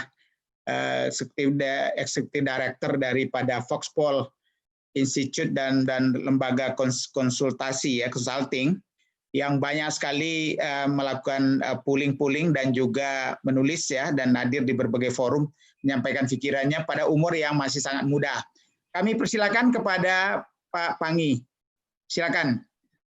Ya, makasih Bang Pasli. Suaranya bisa didengar ya Bang Pasli? Ya, bisa, cukup. Wajah bisa, jelas, ya? Suara jelas. Jelas ya? Ya. Saya berterima kasih banyak karena saya juga termasuk yang paling grogi juga dengan senior, karena usia saya baru 33 tahun ya. Sekarang mudah-mudahan sekarang S1 saya dulu Universitas Andalas Ilmu Politik, S2 Universitas Indonesia Ilmu Politik, S3 di Ilmu Politik juga di UNER. Jadi mudah-mudahan dalam waktu dekat bisa cepat selesai. Yang saya hormati banyak tokoh senior di sini. Terima kasih juga ada Burma Ilyas, kemudian ada Bang Pasli Jalal yang sudah mengundang juga, kemudian Prof. Dr. Emil Salim, kemudian Pak Fahmi Idris, Bang Riza Ramli, Bang Dipo, ada Pak Osman, banyak sekali, Bang Felizon, Bu Emma, ada dari Prof. Dr. Firdaus Abdullah, kemudian ini tokoh-tokoh semua yang namanya sudah tidak asing, Bu Fahira, kemudian Pak Maskur, dan lain sebagainya. Jadi terima kasih banyak. Saya sebetulnya kalau tampil di media nggak terlalu grogi, agak lebih berani gitu. Tapi karena berhadapan dengan sesepuh senior dan mereka sudah pernah merasakan rezim, tidak hanya rezim Pak Jokowi, tapi dari rezimnya pendiri negara ini, dari Pak Soekarno sampai sekarang dia merasakan cita rasa bagaimana pemerintahan itu berjalan. Pada kali ini mungkin saya ingin menyampaikan terkait dengan apa yang diminta politisi Minang dulu, sekarang, dan masa yang akan datang. Karena memang pernah saya baca tentang Rosihan Anwar, itu kan adalah seorang wartawan senior juga.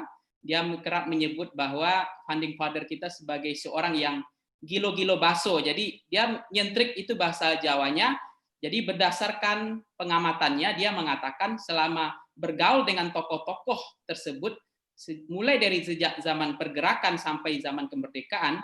Jadi kalau di Inok-Inok diperhatikan menurut beliau, itu dari pendekatan itu memang benar adanya. Kalau kita lihat dari pendekatan, hampir keseluruhan para pendiri bangsa berasal dari ranah Minang. Nah, meskipun memiliki eksentrik, misalnya Pak Tan Malaka yang berkelana memutari bumi hampir tiga kali putaran bumi katanya di usia muda, berkelana demi kemerdekaan, hampir lupa menikah dan tidak menikah. Kemudian Hatta yang selalu nyentrik, yang tak mau terlambat barang semenit pun, itu prinsip Hatta. Kemudian Muhammad Yamin seolah ahli mitos, asik mendalami budaya-budaya kuno. Belum Buya Hamka yang keranjingan menulis hingga melahirkan puluhan buku, tafsir, filsafat, sejarah, dan cerita-cerita fiksi yang sampai sekarang saya sendiri membuat cerita fiksi, novel-novel, itu pun belum bisa menandingi dengan kecanggihan teknologi hari ini. Kita tidak bisa menandingi bagaimana cerita fiksi novel yang beliau buat. Gitu. Satu lagi tokoh Minang yang eksentrik adalah Haji Agus Salim, dijuluki setidaknya orang tua besar ya, the Grand Old Man itu. 7 karakter yang beliau punya, saya pernah baca itu, ulama rasional yang panutannya para santri, kemudian pemimpin yang mau hidup miskin, akhir hidupnya kan dia memang banyak ngontrak, jalan pindah-pindah tempat dan ngontrak, dan politisi yang miskin, mendidik anak tanpa sekolah, dia senang dengan informal, humoris dan intelektual, kemudian katanya menguasai banyak bahasa asing yang dibilang tadi ada 9 atau 10 bahasa, sehingga sering mewakili Indonesia untuk delegasi-delegasi di PBB dan di beberapa acara kenegaraan karena bahasa yang dikuasai. Kemudian pendebat yang kritis, termasuk terakhir adalah 7 adalah guru yang tidak menggurui. Kalau saya lihat ada yang menarik dari karakternya Agus Salim itu, yang saya ingin coba bagaimana politisi yang ketika diserang pribadinya, ketika dia dihajar, dibunuh karakternya, dia tidak menyerang balik, tapi dia agak lebih piawai memainkan sindiran-sindiran yang berbalik gitu. Jadi ketika orang mau menyerang dia, tetapi dia nggak dendam, dia senang sekali, tapi dia lihai memainkan bandul untuk menyerang balik, tapi dengan sindiran juga. Mungkin humor politik itu penting, dan politisi Minang dari dulu itu sudah punya modal, yaitu humor dalam berpolitik gitu. Jadi tidak terlalu apa yang dibilang hari ini yang terjadi, misalnya Bang Pak Nizon sama Bang Fahri Hamzah diberikan penghargaan, itu juga bagian dari mungkin humor politik. Ketika lawan tidak sepenuhnya lawan dalam negara, lawan politik itu juga bisa dihargai dalam acara kenegaraan dalam konteks lain. Nah, humoris beliau misalnya pernah dalam sidang PBB Serikat Islam, beliau di Serikat Islam dalam sidang, dia kan sering berseberangan dengan Musso, pengikut haluan kiri ya waktu itu, aliran komunis. Dalam kesempatan di podium tersebut, Musso pernah mengejek Cokroaminoto seperti kucing, dan Agus Salim mirip kambing. Musso berteriak kepada hadirin, saudara-saudaraku sekalian, orang yang berjenggot itu ceritanya begitu. Seperti apa, kata Musso. Kemudian orang berjenggot itu seperti apa? Kambing, jawab hadirin. Lalu orang yang berkumis itu seperti apa? Kucing, menurut hadirin. Begitu giliran Salim berpidato, dia tidak marah, dia tidak mau kalah. Dia bilang, saudara-saudara sekalian, pertanyaan yang tadi belum lengkap. Beliau mengatakan orang yang tak berkumis itu dan tak berjenggot itu siapa? Salim menjawab sendiri, anjing.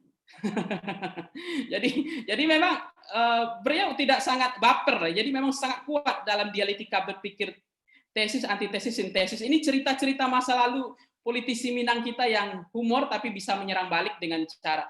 Jadi modal politisi Minang itu kan dari dulu orang ceritakan suko mota, maka kada itu kalau lah baca detiknya lah jadi pengamat lo kan kira-kira gitu. Hebat lo pada pengamat. Ini hebatnya politisi Minang, suko mota, pandai mota, lama mota.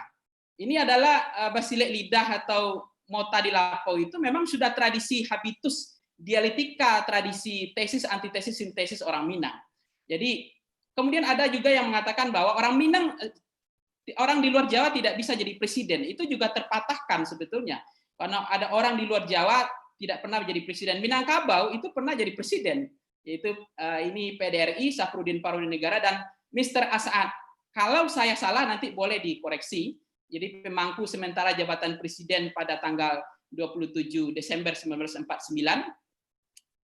Jadi, nah belum orang-orang perempuan Minang yang hebat, selain Ibu Emma sekarang sudah jadi senator, ada Ibu Diniah Putri Padang Panjang itu, Elma Yunisiah misalnya, Rohana Kudus, Rasuna Said, ini perempuan-perempuan hebat, wartawan juga.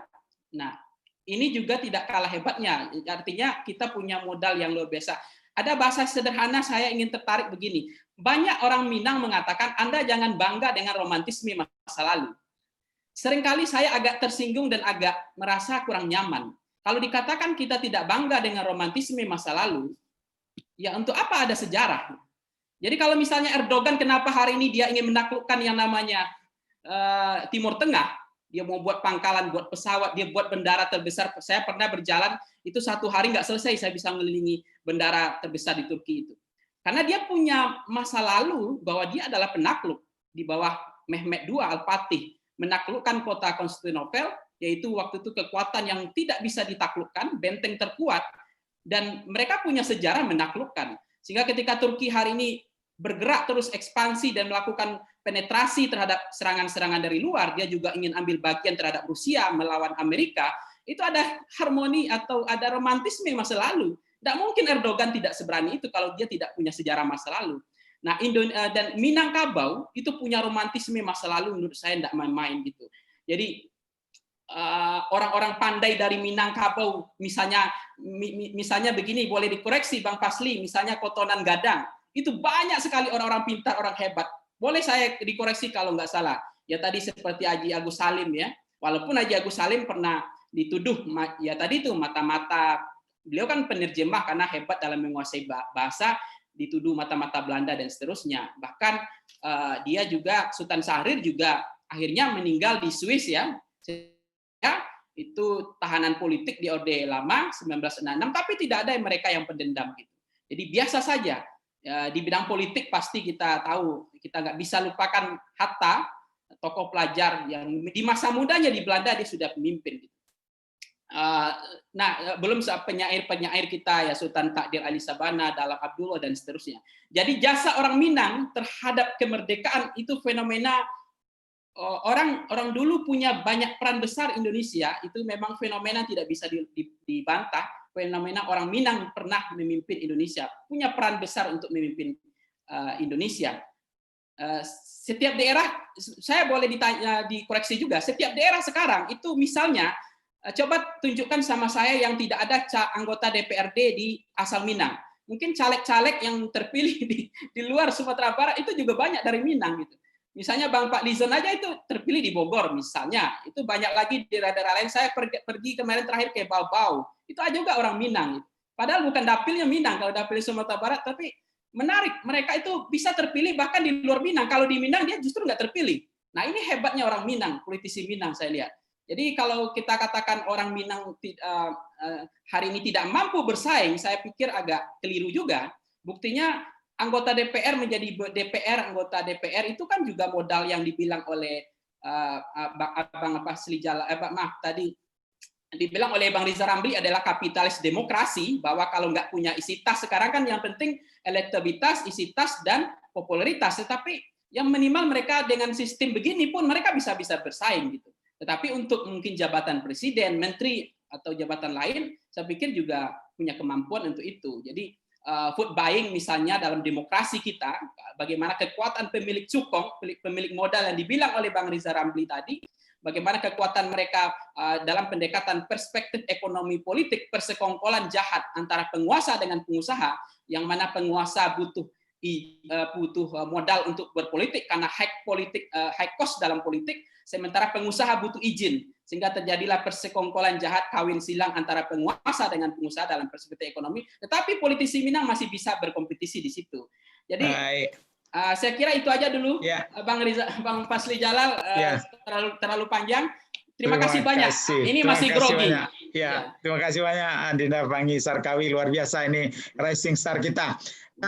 Kita sebelum langsung nanti dibungkus oleh Bang Fahmi, kita dulu panggil Adinda kita, politisi muda yang memang akan menunjukkan bahwa kecemasan politisi muda berkurang itu tidak terlalu benar karena beliau udah berkah. Adinda Valdo Maldini, kami persilakan Adinda Valdo. Ya, siap. Terima kasih Prof. Fasli. Assalamualaikum warahmatullahi wabarakatuh. Waalaikumsalam warahmatullahi wabarakatuh. Yang saya hormati Bapak-bapak, Ibu-ibu, udah-udah, uni-uni, dan sanak sadonya yang senior dari tadi yang telah memberikan banyak sekali ilmu-ilmu. Kami dari tadi memantau di YouTube karena dari perjalanan. Dan memang banyak sekali ilmu-ilmu yang kami dapatkan. Mudah-mudahan banyak yang bermanfaat insya Allah, dan terutama bagi kami pribadi. Kami mungkin tidak banyak, Prof.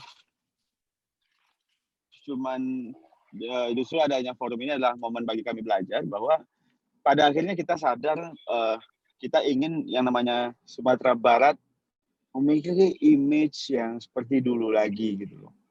Bahwa ini adalah daerah di mana banyaknya orang-orang besar, daerah tempat di mana banyaknya orang-orang dididik dan belajar untuk menjadi tokoh-tokoh besar tidak hanya di Indonesia, tapi bahkan di luar Indonesia gitu. Dulu pendiri Gontor itu belajarnya ternyata di Sumatera Barat. Progresif sekali mereka dalam pengetahuan. Kita di Sumatera Barat ini punya Tawalib, punya Diniyah, punya juga Serambi Mekah.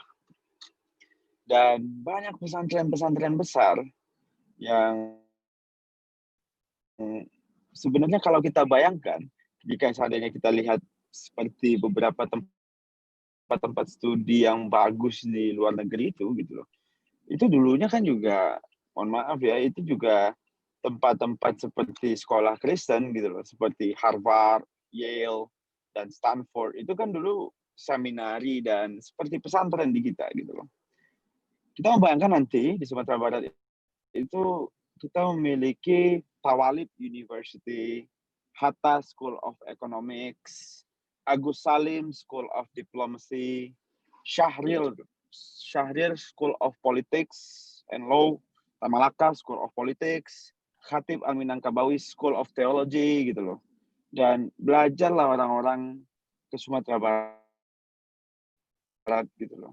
Ini cita-cita besar yang mudah-mudahan lewat jalan politik bisa sama-sama kita wujudkan karena tidak bisa sendirian. Dan kalau kami selama proses menjalani proses politik ini, bagi saya sebenarnya sama saja, Prof, sama seperti karir-karir lain. Mungkin anggapannya aja ini terlalu apa ya? Ya politik ini kan punya momen dan ketika momen itu datang, orang lagi melihat itu semua ramai sekali gitu loh. Nah, jadinya menurut kami sebenarnya sih kalau ditanya Valdo kehidupannya sebagai politisi gimana? Sebenarnya ya nggak jauh beda sama yang lain gitu loh. Ya kami tetap bisa main bola, kami tetap bisa nongkrong di kedai kopi, tiba waktu sholat kami juga sholat gitu. Ya, kita pasti sama-sama sepakat bahwa kos politik mahal. Tapi selalu ada cara dalam setiap kesulitan dan kami sangat percaya itu. Dalam artian kita tidak boleh juga dalam pesimis ya atau memandang secara negatif bahwa wah kita kalau nggak punya duit susah jadi politisi. Setuju saya, setuju sekali. Tapi kan bukan hanya karena duit orang punya bisa jadi politisi gitu loh. Dalam artian coba juga dicek masih banyak orang-orang yang juga berjuang memegang idealisme, memegang prinsip dan mereka tetap menjadi politisi. Ya memang betul Prof dan Bapak-bapak, Ibu-ibu dan Uda-Uni sekalian, ada Pak Fahmi juga yang saya hormati gitu. Memang mungkin saat ini ada banyak, mungkin tidak mungkin lah, tidak ada kata mungkinnya. Saat ini ada banyak orang yang sedang berjuang di politik, khususnya anak muda. Jumlahnya tidak banyak, tentu saja. Sama juga sebenarnya di karir-karir yang lain gitu. Tapi saya percaya tugas kami yang politisi-politisi yang usia relatif muda di sini adalah tetap bertahan, tidak menggerutu, tetap bertarung, walaupun mohon maaf ya, sering diremehkan, santai aja, di mana-mana juga begitu gitu loh, nggak di politik aja, tetap menghormati yang senior, tetap menghormati yang lebih tua, tidak boleh menyakiti hati orang, sampai banyak anak muda lain datang masuk ke politik. Tugas saya hanya membuka jalan, Prof. Saya juga seperti yang setelah dibuka oleh Prof, dibuka oleh senior lain, tugas saya hari ini hanya melanjutkan efek yang Prof buat, Pak Fahmi buat, Rizal buat, Bang Fadli buat. Mudah-mudahan setelah ini akan ada banyak anak-anak muda dari Sumatera Barat yang menjadi politisi, tidak hanya politisi muda lagi, tapi politisi nasional. Dan mudah-mudahan setelah ini akan ada Presiden Republik Indonesia kembali dari Sumatera Barat. Amin. Amin. Amin. Ya Rabbal Alamin. Itu saja dari saya, Prof. Mohon izin terkait kalau ada yang salah, kami siap untuk dinasihati dan siap menerima masukan, kritikan, saran, arahan. Tolong kami dibina dan tolong kami jangan dibinasakan jika tidak bisa dibina. Itu saja. Terima kasih. Assalamualaikum warahmatullahi wabarakatuh. Waalaikumsalam. Terima kasih Adinda Valdo. Baik, kita lanjut karena Pak Oso masih rapat, belum bisa bergabung dengan kita. Kita minta gimana Bang Fahmi yang sudah lama malang melintang ya, sejak dari mahasiswa, kemudian membangun Orde Baru ya, kemudian ikut Orde Reformasi menjadi menteri, dan juga mengalirkan ilmunya ini di banyak forum, termasuk forum Minang Maimbau, dan juga putri beliau juga meneruskan sebagai politisi muda Bundo Kanduang kita. Kami persilakan Bang Fahmi, dengan segala hormat Bang. Bismillahirrahmanirrahim. Assalamualaikum warahmatullahi wabarakatuh. Waalaikumsalam warahmatullahi wabarakatuh. Prof. Fasli yang saya hormati, saya bersyukur bahwa Adinda menyelenggarakan forum ini dengan baik sekali. Kemudian tadi para tokoh tampil dengan baik sekali sejak Pak Emil, beliau adalah dosen saya. Kemudian Adinda Rizal Ramli, ini tokoh yang saya banggakan, yang tidak pernah lekang dek paneh, lapu ada hujan. Nah, teruskan perjuangan Adinda Rizal. Dan kemudian adik-adik saya yang lainnya. Terakhir, Saudara Faldo. Forum ini menggugah pikiran dari berbagai pihak, khususnya dari kita, masyarakat Minang, baik yang sudah masuk kategori tua seperti saya, maupun yang masuk kategori muda seperti Saudara Faldo tadi. Yang membawa kegembiraan saya pada sore hari ini adalah bahwa eksistensi masyarakat Minang dalam rentang usia yang demikian bervariasi itu tetap ada. Kita pesimis ketika memang jumlah kita tidak banyak dibanding dengan masyarakat misalnya Jawa Barat atau Jawa Timur. Mereka banyak, mereka juga punya kesempatan yang luas, berbeda ketika awal-awal revolusi. Kita mempunyai kesempatan yang luas, walaupun bilangan kita relatif sama seperti yang saat ini. Tetapi memang tantangannya berbeda sekali. Sehingga kita tampil dengan, katakanlah, lebih piawai daripada teman-teman masyarakat suku yang lainnya. Saya mencatat dua hal dari Prof. Emil maupun Saudara Rizal. Pertama, saya kecewa dengan adinda saya yang telah menghardik Prof. Emil. Di masyarakat kita tidak ada itu. Anak muda yang berani dalam tanda petik kurang ajar dengan yang tua. Nah, itu tidak ada. Tidak ada. Karena kita rata-rata beragama. Yakin pada agama kita bahwa kita harus menghormati yang lebih tua dari kita. Apalagi mengingat jasa-jasa beliau. Sehingga ketika saya jumpa dengan Prof. Emil, saya katakan, Prof, lupakan saja anak muda itu. Dia memang masuk kategori masyarakat Minang, tapi seperti yang Pak Emil tadi katakan, secara intelektual dia jauh di bawah standar masyarakat Minang. Juga Saudara Rizal mengatakan yang membedakan kita adalah tingkat intelektualitas kita. Saya setuju itu. Tingkat intelektualitas kita ini teruji dalam berbagai kesempatan. Di rumah kita terbiasa dengan orang tua kita, dengan saudara-saudara kita, berbicara tentang berbagai hal yang membutuhkan tingkat intelektualitas tertentu di masyarakat kita, di sekolah kita. Jadi artinya tidak salah kalau masyarakat kita, masyarakat yang dikenal dari aspek intelektualitasnya. Kemudian masalah kepemimpinan masyarakat Minang. Di masyarakat kita ada mamangan yang mengatakan pemimpin itu tinggikan seranting, majukan selangkah. Jadi kita masyarakat yang sangat demokratis sekali. Masyarakat yang menghargai peran masing-masing, tapi masyarakat yang menganggap kita setara di dalam segala hal. Kesetaraan, independensi itu merupakan prinsip masyarakat kita. Jadi, Saudara Faldo, anak muda, ya, sangat menghargai orang tua, dan mudah-mudahan Saudara Faldo kelak menjadi gubernur. Saya mendambakan itu gubernur Sumatera Barat, anak muda, secerdas saudara. Dan anak muda yang lainnya. Walaupun yang senior pun juga kita beri kesempatan untuk maju sebagai gubernur. Tapi anak muda, ini tantangan saudara. Jangan begitu perhatikan dari mana saudara mendapat dana. Walaupun harus ada terbersit di dalam hati, dana ini dana yang halal. Saudara dapatkan dengan cara-cara yang sah, dan sebagainya. Kemudian, dari berbagai ungkapan dan uraian dari teman-teman tadi, nampak bahwa kesetaraan, independensi, selain kecerdasan, itu merupakan ciri-ciri dari masyarakat kita. Saudara Fasli, hal ini tadi saya setuju, patut dikembangkan dalam berbagai forum. Teknologi IT lewat diskusi Zoom ini patut dikembangkan. Tadi saudara Maskur Caniago mengatakan setelah ini lalu apa yang harus kita lakukan, apa yang akan kita buat.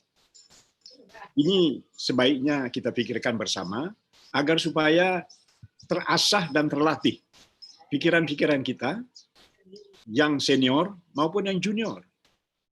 Kita tidak membedakan memang senior atau junior, sama saja. Dalam politik sama saja. Usia saudara Valdo, saya tidak tahu berapa. Dengan usia, misalnya, saudara Mahyaldi tentu terpaut jauh. Tapi di dalam pilkada yang akan datang, mereka duduk sama rendah, tegak sama tinggi. Ya, tegak sama tinggi. Jadi itu salah satu ciri dari masyarakat kita. Jadi juga kepada para senior yang akan bertanding nanti di dalam pilkada. Manakala saudara-saudara, salah satu dari saudara-saudara kelak menjadi gubernur, mari kita tetap kembangkan apa yang telah dilakukan, yang dirintis oleh gubernur yang lama, tapi jangan lanjutkan yang tidak baik dari gubernur yang lama. Kan selalu begitu, ada lebih, ada kurang. Komunikasi buat kita itu penting sekali. Jangan karena saya misalnya dari Partai Golkar, nanti kalau saya jadi gubernur, saya akan perhatikan warga Golkar saja. Itu tidak baik. Tidak pantas. Ya. Kalau saya dari Partai Golkar, nanti menjadi gubernur, saya sejak saat saya menjadi gubernur, saya bukan lagi gubernur Golkar, saya gubernur Sumatera Barat. Jadi itu ingat itu, saudara-saudara yang akan maju nanti sebagai gubernur, hilangkanlah pikiran bahwa saudara dari partai A atau dari partai B. Tanamkan dan benamkan di dalam hati, saudara-saudara adalah gubernur Sumatera Barat. Berbuat untuk Sumatera Barat, bukan berbuat untuk anggota dari partai saudara. Dan itu memang tidak pantas saudara lakukan sebagai pemimpin. Saudara Fasli, sekali lagi saya ucapkan terima kasih atas acara ini. Sangat bermanfaat sekali. Saya gembira mendengar berbagai pandangan dari teman-teman saya yang muda maupun yang senior dan setara dengan saya. Semoga ini bermanfaat bagi kita sekalian. Wassalamualaikum warahmatullahi wabarakatuh. Waalaikumsalam warahmatullahi wabarakatuh. Terima kasih banyak di Bang Fahmi. Mudah-mudahan Bang Fahmi tadi bisa juga nanti memberikan penyegaran kalau kursus ini kita lakukan atau sosialisasi kita lakukan untuk anak-anak muda ya. Dan saya kira ini semua yang bergerak di DPRD tingkat 2, tingkat 1 dan juga orang Minang di DPRD yang lain-lain itu bisa bersama-sama mendapat masukan dari para tokoh nanti. Kalau kita adakan, karena kita kan dengan online kan tidak ada biaya sebetulnya. Mereka bisa di tempat masing-masing seluruh Indonesia. Mereka bisa juga menawarkan diri menjadi narasumber kalau ada kelebihan-kelebihan mereka untuk dipelajari di tempat lain. Baik, kita berbangga kita punya sejarawan yang berada di pusat sejarah Indonesia, yang walaupun sebetulnya sejarah Indonesia harus berpusat di kita, tapi ternyata di Belanda, di Leiden itu lebih lama, lebih banyak bukunya. Dan kita punya tokoh di sana, Bapak Suryadi, yang memang sudah malang melintang di Belanda dan duduk di perpustakaan terbaik dunia untuk Indonesia, akan menyampaikan beberapa hal kepada kita. Kami persilakan Pak Suryadi. Terima kasih nih dari Belanda. Terima kasih Pak Fasli, para senior sekalian, Pak Fahmi Idris, Pak Emil Salim dan lain sebagainya.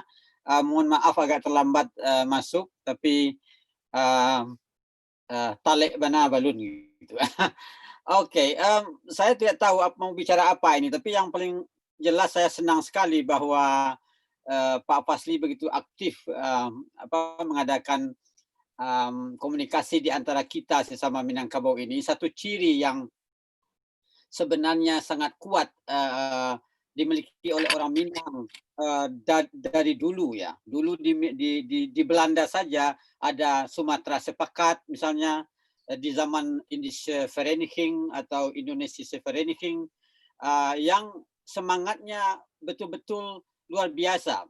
Jadi kalau kita sedikit bernostalgia, tentu saja sebagai cerminan untuk kita masa sekarang,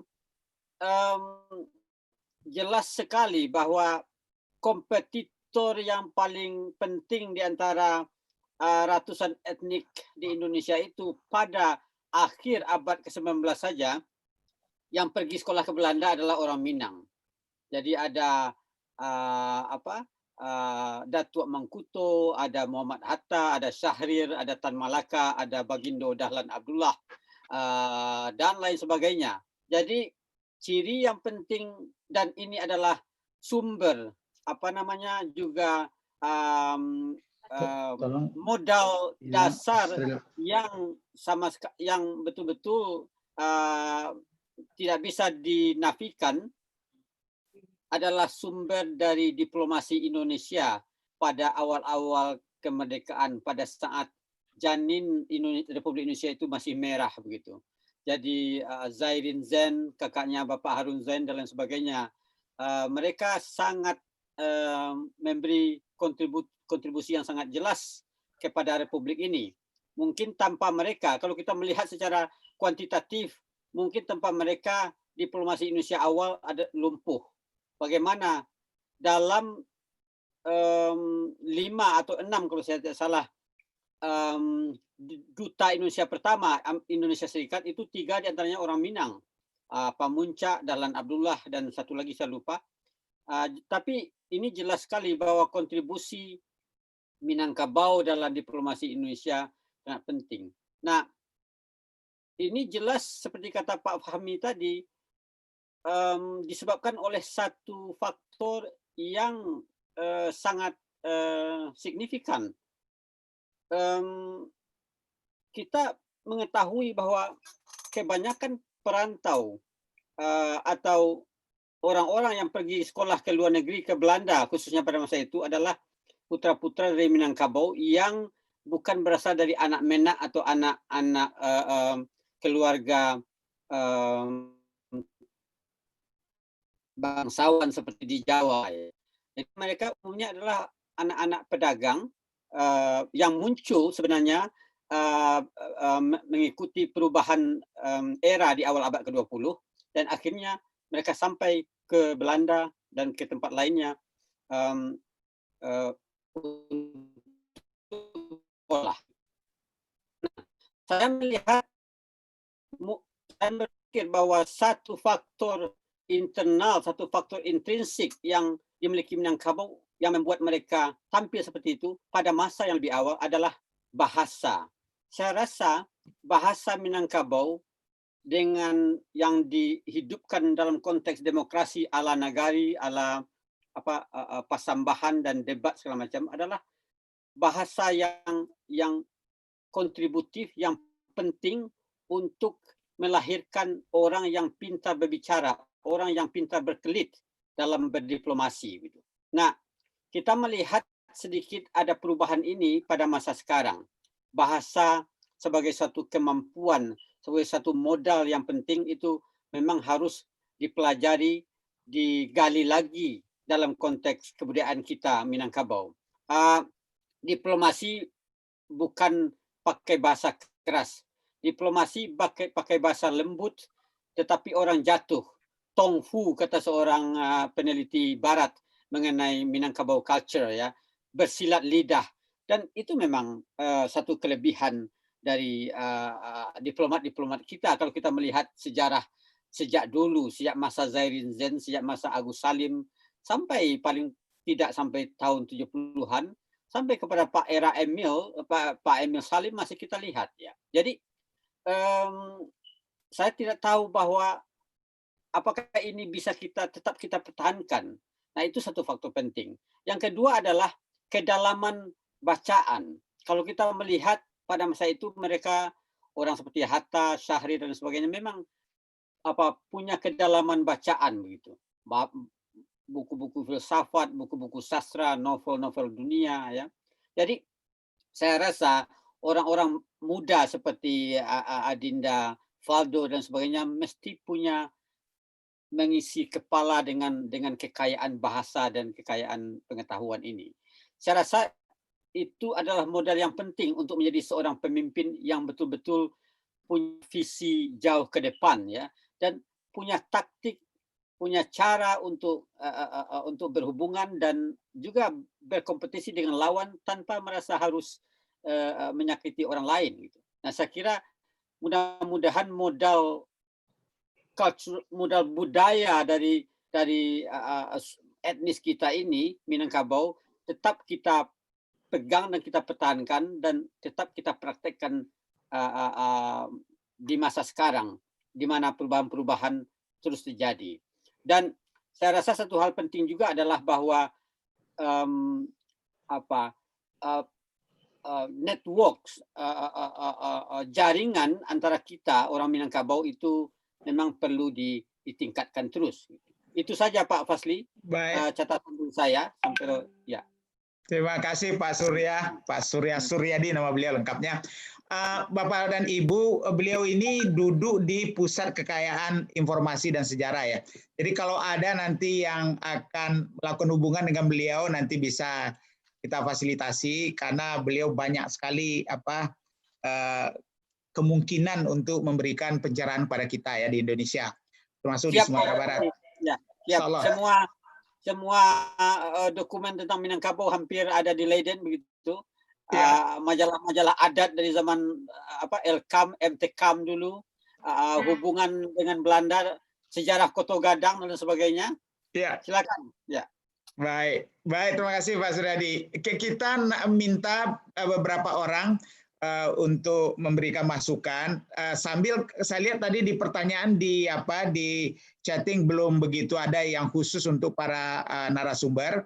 Tapi kalau ada silakan ditulis di chatting atau kalau memang ingin nanti menyampaikan silakan raise hand, ya, masuk di partisipan, kasih kode raise hand nanti kami panggil. Untuk sementara dulu kami panggil dulu yang pertama Profesor Ismet Fanani, senior kita yang lama malam melintang di Australia, dan beliau juga adalah ahli bahasa tapi juga bagaimana komunitas internasional dan hidup dalam pluralitas ini juga salah satu konsep beliau. Silakan Pak Profesor Ismet.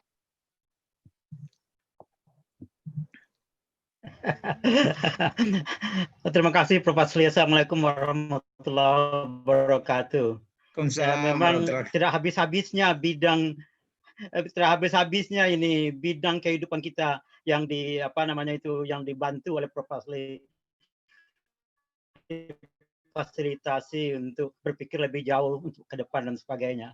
Nah, perlu saya garis bawahi, saya mohon maaf ini, saya bukan orang politik, seperti tadi dikatakan oleh Prof. Fasli juga, akan tetapi kita semua tentu peduli. Nah, pembicaraan hari ini itu saya mengingatkan ke satu hal yang berujung, dan ujungnya itu nanti dalam bentuk pertanyaan sebenarnya kepada untuk semua nanti. Tapi yang mengingatkan saya itu begini, waktu saya dulu di Cornell University pada akhir tahun 70-an sampai awal tahun 80-an, itu pada satu ketika Profesor George Cahin almarhum dalam satu pertemuan kami dengan orang Indonesia dengan beliau itu bertanya kepada saya, dan saya mengaku tidak tahu jawabannya. Pertanyaan begini, Ismet, kata almarhum Prof. Cahin, kenapa Muhammad Hatta lahir di Minangkabau? Mengapa Syahrir lahir di Minangkabau? Mengapa Minangkabau begitu banyak berkontribusi di dalam pemikiran-pemikiran untuk mendirikan negara Indonesia itu sendiri? Nah, terus terang saja itu pertanyaan yang saya tidak bisa menjawabnya dengan dengan signifikan, akan tetapi itu selalu berdengung di pikiran saya.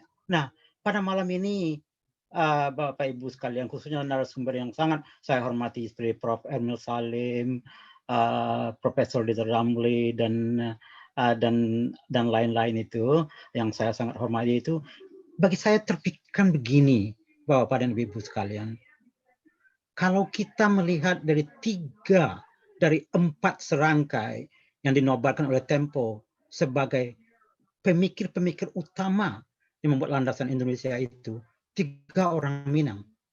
Tapi pertanyaan saya begini Bapak Ibu sekalian.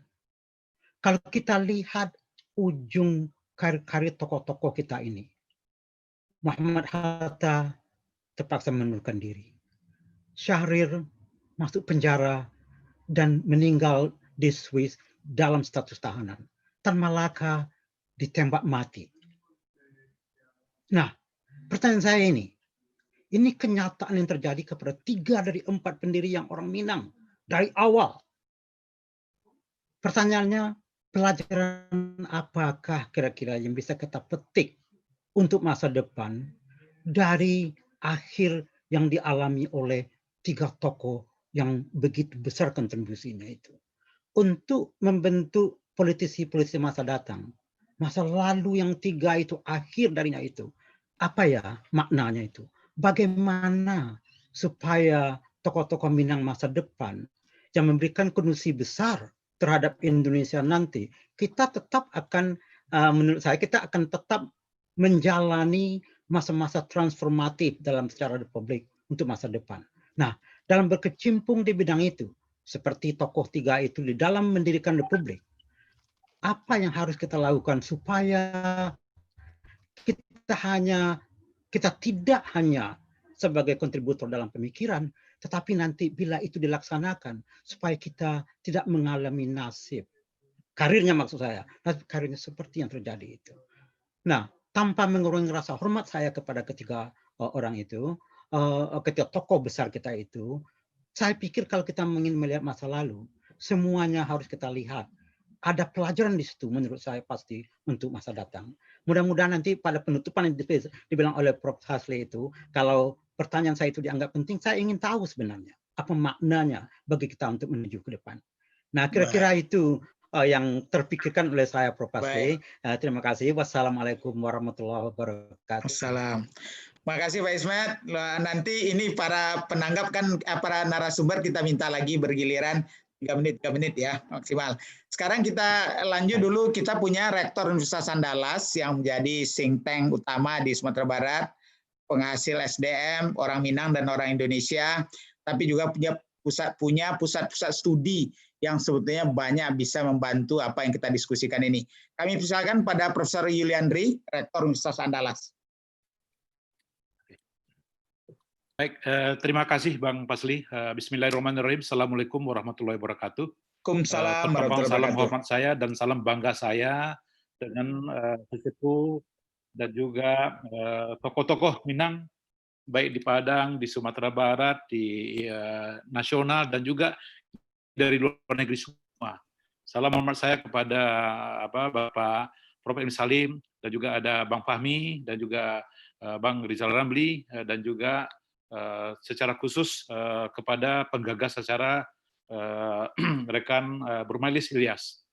Saya terima kasih Bang Fasli, saya mengikuti dari awal Bang Fasli, mulai dari Pak Emil, dan juga sampai tadi juga ada kata kunci yang saya tangkap juga dari Bang Fahmi. Dalam konteks politisi Minang, dulu, sekarang, dan masa yang akan datang, saya mengutip juga tadi apa yang disampaikan oleh beliau, Pak Amri Aziz. Saya pikir salah satu tonggak utama bagaimana membangun karakter dari politisi adalah itu kampus diantaranya. Makanya gagasan yang disampaikan oleh Pak Amri tadi, di mana pada awalnya apakah mahasiswa Minang di Jakarta, dan juga tadi setuju dengan Bang Fahmi bahwa ada analogi yang beliau sampaikan. Ketika kita bertarung di satu sisi sampai pada puncak, maka kemudian kita tidak lagi berada memerankan peran-peran di mana kita berasal. Tapi ketika sudah berada pada satu posisi, maka mengakomodir semua posisi. Nah, apa yang saya ingin sampaikan? Bahwa ternyata dalam kondisi hari ini, peran perguruan tinggi juga dituntut untuk itu sebetulnya. Saya selalu, Bang Fahmi dan Pak Fasli, dan juga Kakanda Amri Aziz, ketika saya berdiskusi dengan mahasiswa, ada 3 hal yang selalu saya tekankan kepada mahasiswa. Satu adalah idealisme. Yang kedua adalah integritas. Dan yang ketiga adalah kepedulian terhadap sesemua. Nah, karakter ini, Bapak dan Ibu, kalau kita analisis dari kondisi hari ini, terutama dari pergerakan mahasiswa, terlepas dari perjalanan panjang pergerakan mahasiswa, saya melihat kondisi politik, terutama dari tanda kutip kehidupan kemahasiswaan hari ini, tidak bisa dihindari dan dipungkiri. Ada afiliasi yang terjadi begitu kan. Nah, pertanyaannya adalah perguruan tinggi tetap kita melakukan upaya-upaya terbaik untuk melakukan bagaimana melakukan pembinaan terhadap aktivitas mahasiswa. Tapi tidak bisa kita hindari. Apalagi dengan era hari ini, kondisi milenial misalnya, kondisi informasi demikian terbuka. Makanya kemudian salah satu setting yang menurut saya dari kehidupan mahasiswa ini adalah membangun identitas diri yang mesti terlebih dahulu dilakukan. Sehingga ketika dia berkiprah di arena apapun juga, itu akan terbangun prinsip itu. Makanya menurut saya setuju tadi dengan apa yang disampaikan oleh Bang Rizal Ramli, bahwa bagaimana kehidupan politik hari ini, dari perspektif beliau. Tapi tentu bagaimana kita menyiapkan generasi-generasi muda hari ini untuk bagaimana berkiprah di politik masa yang akan datang, menurut saya integritas ini dan juga idealisme serta juga kepedulian menurut saya perlu dibangun. Nah, soal integritas saya pikir banyak sisi yang bisa dilihat. Misalnya tadi saya setuju dengan maaf tadi saya terlewat, ABS SBK saja contohnya.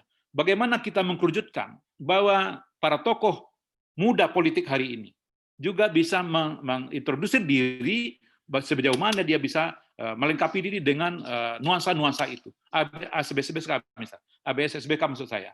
Maka menurut saya peran perguruan tinggi juga insya Allah mudah-mudahan Bang Fasli sebagai lembaga perguruan tinggi yang ada di Sumatera Barat hari ini dan juga UNAN dengan reputasi yang mikir rupa, maka juga dituntut untuk itu. Kami siap Bang Fasli untuk mengakomodasi itu semua.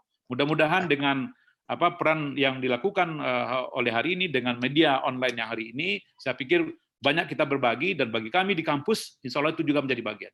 Salam hormat saya Bang Fahmi, mudah-mudahan saya setuju Bang Fahmi, analogi yang Bang Fahmi sampaikan tadi, seperti halnya sebetulnya juga saya pernah sampaikan Bang Fahmi, ketika ada dialog dengan anggota Dewan, ketika anggota Dewan untuk masuk menjadi anggota DPR, untuk masuk menjadi anggota DPRD, ketika dia sebelum sampai ke tangga DPRD, dia bersaing antar partai. Tapi setelah masuk dan menduduki kursi DPRD, maka dia mesti membangun dan mesti orientasi sama kepada masyarakat bagaimana dia melihat itu. Tapi mudah-mudahan menurut saya peran perguruan tinggi di sinilah pentingnya itu. Bagaimana menyiapkan kader-kader yang terbaik untuk bangsa, termasuk juga generasi Minang ke depan. Itu mungkin Bang Fasli yang dapat saya sampaikan. Terima kasih banyak. Assalamualaikum warahmatullahi wabarakatuh. Waalaikumsalam. Terima kasih banyak Profesor Yuliandri.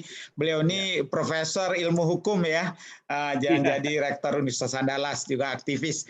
Kita minta dulu kepada Pak Hasril Caniago yang banyak sekali mengumpulkan informasi mengenai perjalanan sejarah dari orang Minang dan menulis beberapa buku. Dan nanti bersiap-siap Pak Ilhamsah Mirman. Kami persilakan Pak Hasril. Assalamualaikum warahmatullahi wabarakatuh. Terima kasih banyak. Waalaikumsalam. Profesor, biasa panggil Fasli, kadang-kadang Bang Fasli. Apresiasi saya juga kepada Adinda, sahabat kita, tokoh muda kita, Burmadis Ilyas yang beberapa kali sekarang menjadi perekat lah dari orang-orang Minang di ranah dan di rantau sebagai direktur eksekutif jaringan masyarakat Minang dunia global ya. Salam hormat saya juga pada Pak Emil Salim, Bang Rizal, Bang Dipo, Pak Firdaus Abdullah di Malaysia, yang sering juga kami berkomunikasi. Beliau adalah tokoh senior, senator Malaysia, yang sangat rendah hati, orang Rau-Rau. Menarik sekali, jadi seperti keponakan saya tadi, Sarwi ini, saya grogi juga sebenarnya. Tapi dari beberapa yang saya amati gini, kenapa orang Minang itu begitu aktif dan punya kontribusi ya yang besar terhadap sejarah perpolitikan Indonesia ini sebelum era kemerdekaan. Ini juga sudah disinggung oleh saudara Suryadi, jadi Dr. Suryadi dari Leiden. Ada beberapa sebab sebenarnya kalau kita lihat ya. Yang pertama kalau kita baca buku Elizabeth Graff, bahwa pada awal kemerdekaan itu peranan orang Minang begitu menonjol.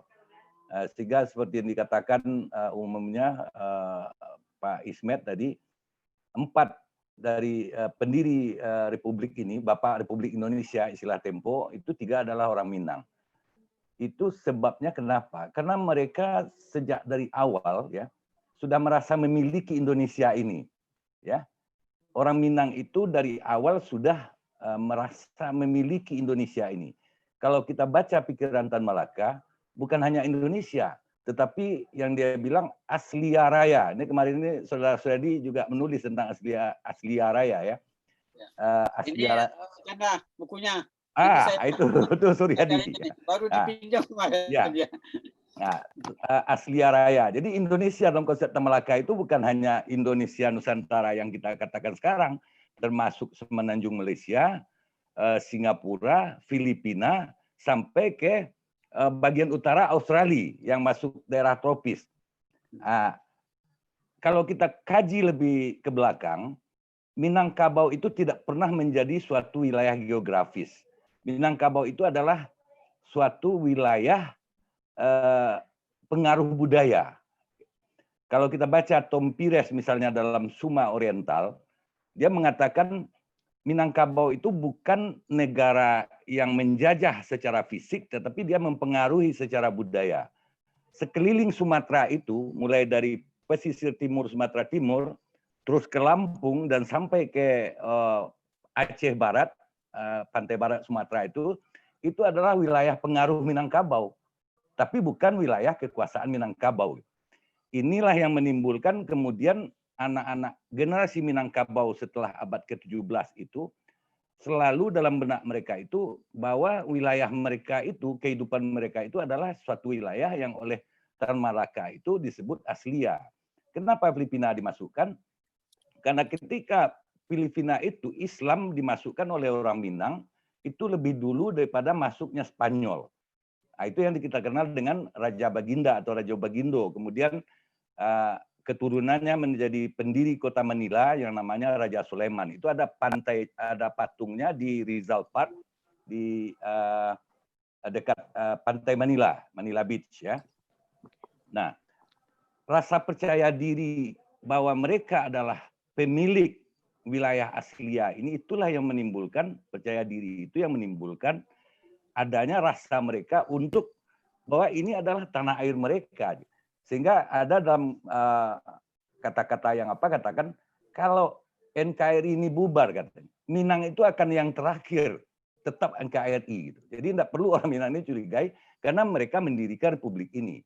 Kalau kita tarik ya, karena kalau kita tarik lebih ke belakang lagi, siapa sebenarnya yang penggagas kemudian perumus Sumpah Pemuda? Itu adalah Muhammad Yamin, orang Minang. Kemudian istilah yang pernah saya dengar dari Pak Gamawan, kalau kita ibaratkan Indonesia ini suatu lahan dengan satu sertifikat, itu separuh orang Minang punya, karena sertifikatnya itu atas nama bangsa Indonesia Soekarno-Hatta.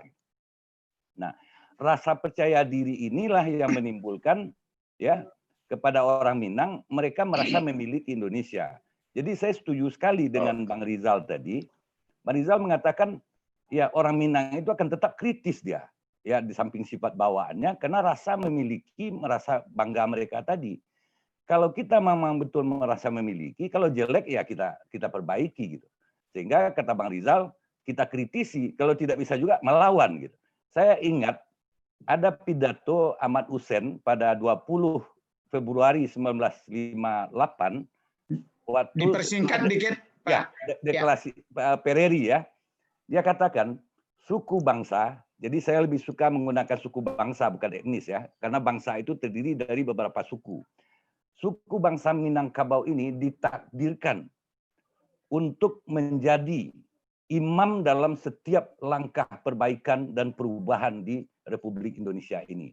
Inilah yang menjadi dasar dari mereka, kenapa mereka akhirnya begitu mencintai dan begitu peduli dengan Indonesia.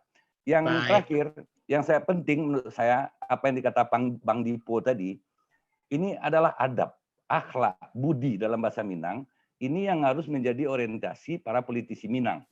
Kalau dikatakan sekarang kemunduran, saya kira tidak. Ada seorang kandidat doktor kita sekarang di Unpad, dia studinya namanya Novendra Hidayat, kalau tidak salah dia ikut dalam forum ini. Dia lagi menyusun disertasi yang judulnya kira-kira rantau dan kekuasaan. Dia menstudi dalam 2 periode berapa banyak orang Minang yang terpilih menjadi anggota DPR RI dari berbagai daerah di Indonesia.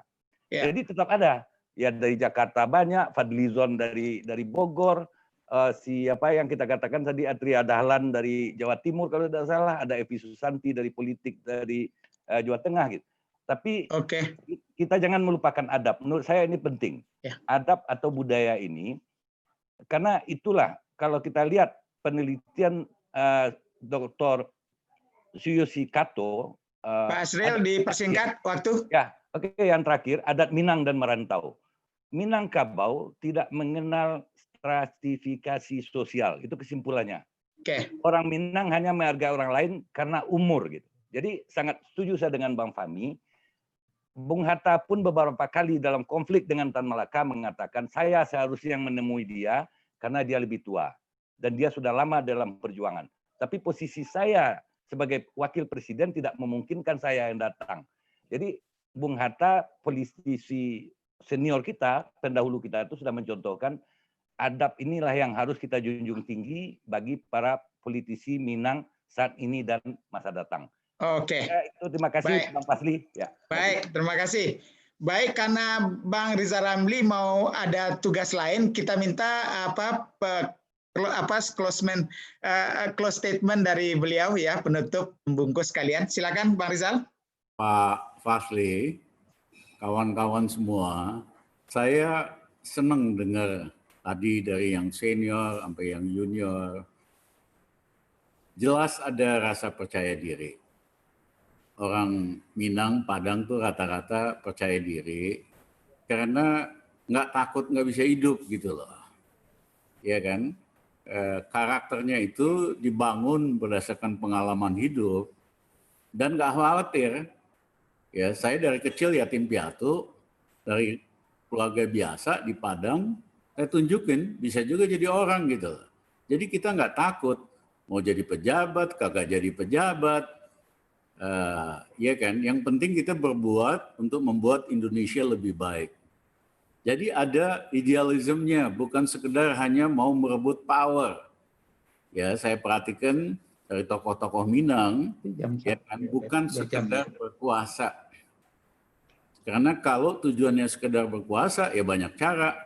Dengan hanya pencitraan doang, di TikTok bolak-balik, masuk gorong-gorong, ya bisa kuasa gitu loh. Tapi kekuasaan untuk apa? Untuk berbuat yang lebih baik, yang lebih hebat.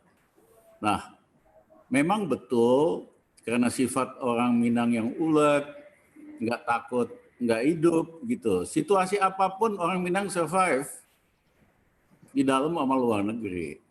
Tapi yang saya katakan tadi bukan itu. Sistem nasional kita ini demokrasi kriminal. Karena mau ngapa-ngapain mesti bayar upeti. Ya, mau jadi bupati, petinya 50-60 miliar. Itu hanya buat dapat tiket aja buat sewa bus. Belum biaya kampanye dan lain-lain. Sehingga akhirnya yang main itu cukong, itulah yang merusak Indonesia. Nah, saya minta sama kawan-kawan, ya karena orang Minang kalau kompetisinya soal duit, ya kalah lah. Ya kan? Ada etnis yang banyak uangnya bisa sponsorin siapapun gitu loh. Nah, orang Minang itu justru berhasil dalam setting nasional yang kompetitif. Yang ada kompetisi soal visi, soal track record, soal karakter. Biasanya dalam setting politik kayak gitu orang Minang pasti akan menonjol. Jadi yang saya ingin katakan tadi, mari kita sama-sama berjuang ubah sistem ini, threshold ini jadi 0. Saya sendiri akan ajukan di judicial review barangkali dalam beberapa minggu lagi, ya agar kita ubah ini.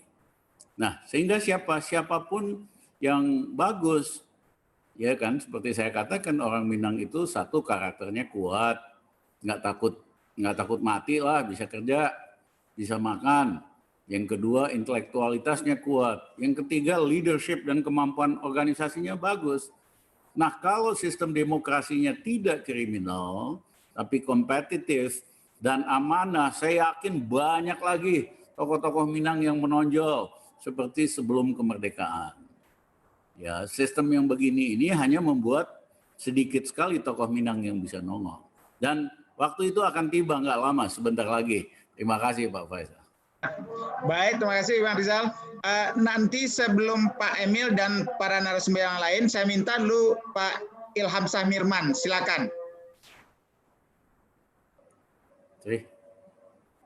Assalamualaikum warahmatullahi wabarakatuh. Terima kasih sudah diberi kesempatan. Saya Ilham, sudah kita lihat semua tadi pembicara dari berbagai latar belakang. Alhamdulillah, suatu hal yang baik ya.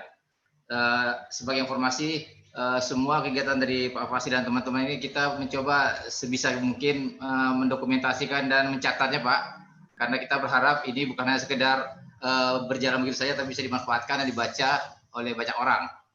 Jadi dokumentasi dan pencatatan ini tentu sesuai dengan yang bisa kita lakukan. Mudah-mudahan bisa bermanfaat.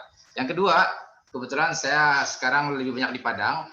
Jadi kita mencoba untuk mengkoleksi, menghubungkan dan melingkan teman-teman segala potensi di Padang. Karena kita tahu bagaimana semangat Pak Fasli dan teman-teman membangun hubungan ranah rantau. Mudah-mudahan dengan posisi kita di rantau di ranah pada hari ini, kita bisa menjadikan kolaborasi ini menjadi suatu kegiatan yang konkret yang memberi manfaat dan mensejahterakan bagi kita bersama.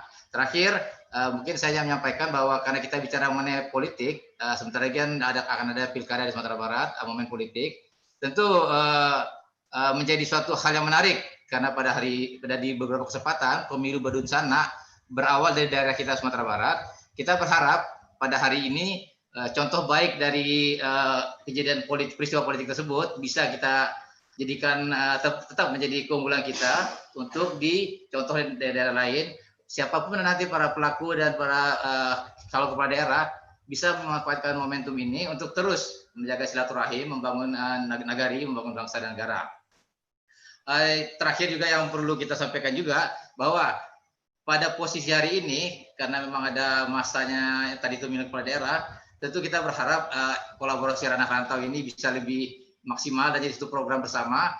Tidak ada salahnya Pak Fasli kalau dimungkinkan diadakan semacam dialog dengan para calon kepala daerah kita itu untuk menanyakan visi misi mereka, bagaimana kira-kira peran pandangan mereka tentang pembangunan rantau dan ranah. Karena kita tahu jumlah potensi perantau tidak kalah luar biasanya dan baik dari jumlah maupun dari kualitasnya. Mungkin hanya itu yang bisa kita sampaikan Pak Fasli. Baik, terima kasih Pak Ilham. Kita minta kepada Pak Emil, nanti bersiap-siap Bu Emma untuk meneruskan yang sisa tadi dan langsung membuat closing statement. Kami persilakan Pak Emil dulu. Ingin saya minta perhatian bahwa ada penilaian kualitas dari anak-anak muda kita dari PISA bulan Desember yang lalu yang mengatakan nomor 1 di 70 negara di kawasan Asia ini adalah RRT. Anak-anak RRT di dalam membaca matematika, sains, dan ilmu pengetahuan. Nomor 2 adalah Singapura. Nomor 62 dari 70 negara adalah Indonesia. Dan 2015 ke 2019 kualitas dari mutu baca, matematika, dan sains turun, tidak naik. Apa yang saya mau katakan? Sekarang kita mau ke lepas landas 2045. Artinya anak-anak yang menjadi pemimpin 2045 adalah anak-anak yang lahir tahun 2000 ke 2015. Kualitasnya anak-anak muda ini tidak tinggi, di bawah RRT Singapura macam-macam. Jadi kalau kualitas pendidikan anak-anak kita rendah, bagaimana 2045 lepas landas itu? Maka terlepas dari soal Minang atau tidak Minang, kekuatan Indonesia, pemimpin kita adalah intelektualitasnya. Soekarno, Hatta, Syahrir, segala macam. Maka jika kualitas intelektualitas anak-anak muda kita sekarang, tahun 2020 dan seterusnya rendah, jangan harap bahwa politisi kita berkualitas untuk bisa membawa kita ke lepas landas. Jadi Fasli, terlepas dari persoalan politik dan sebagainya, mutu pemuda Minang, jika kau mau menjadi pemimpin, modalmu bukan relasi, bukan uang, bukan macam-macam, tapi integritas dan intelektualitas. Itu modal Hatta, Haji Agus Salim, Syahrir, dan semuanya. Ke sana anak muda pergi. Jangan ke main politik yang tidak keruan. Terima kasih.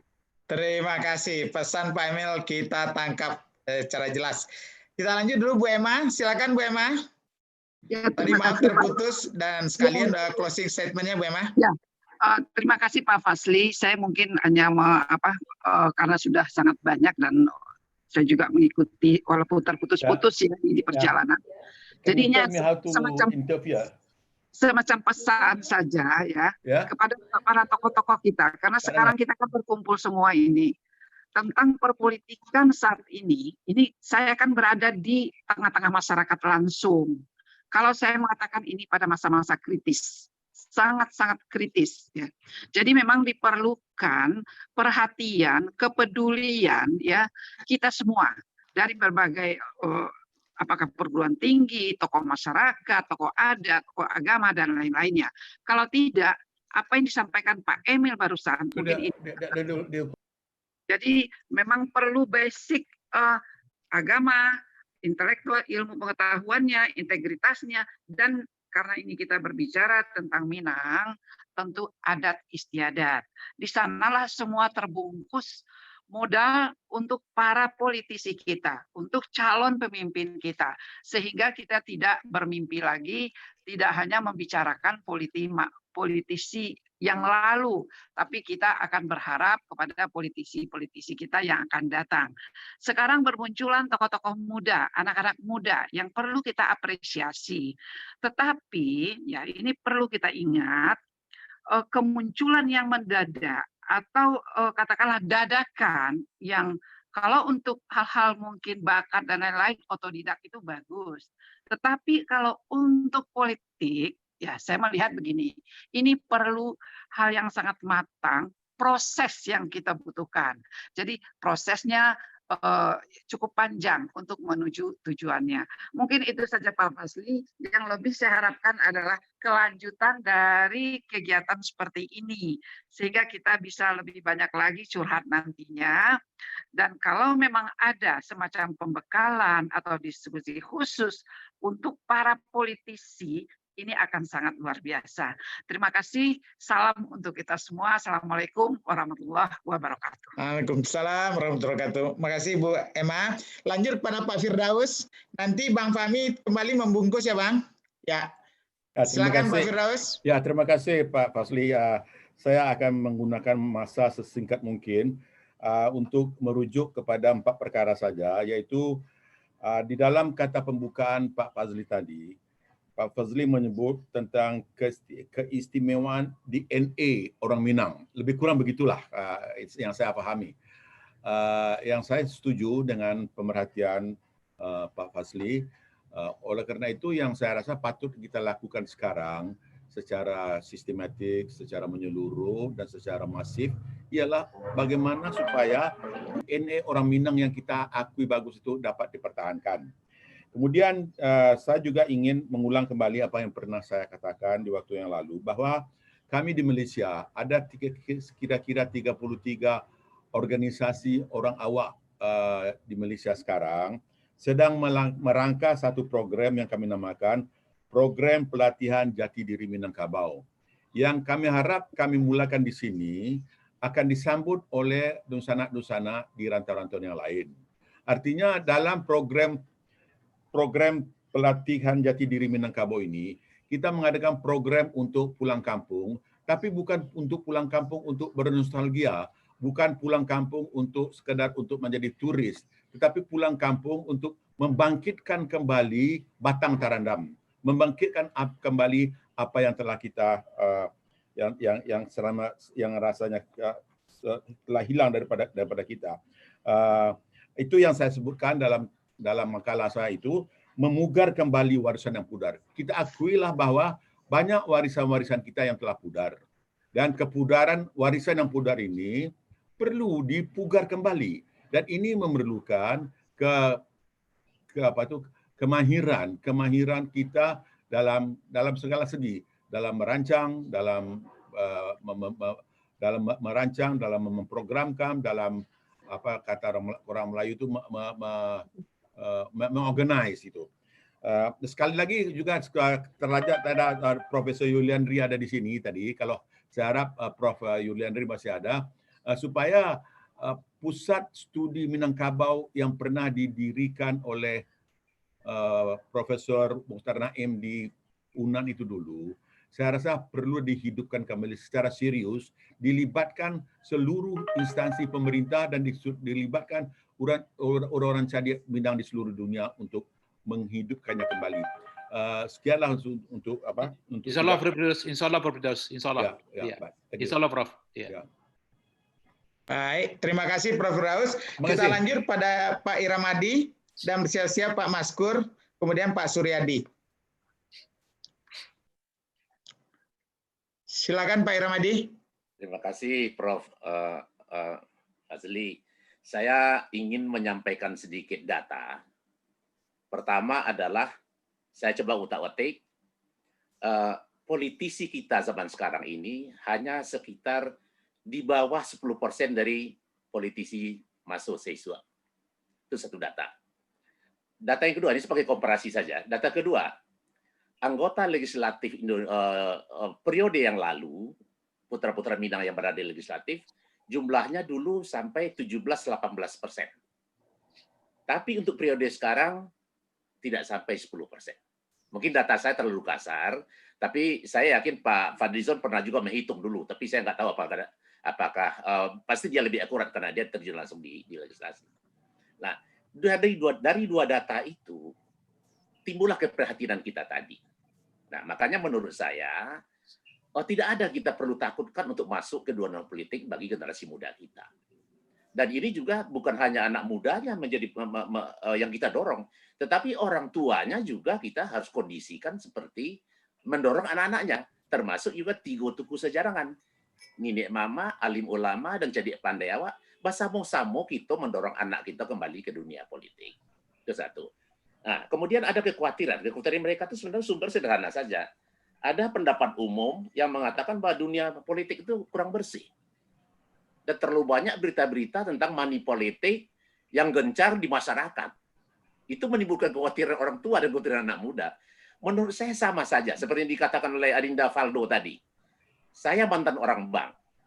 Sama saja, di sebelah kiri saya potensi untuk berbuat jahat, sebelah kanan saya potensi untuk berbuat baik.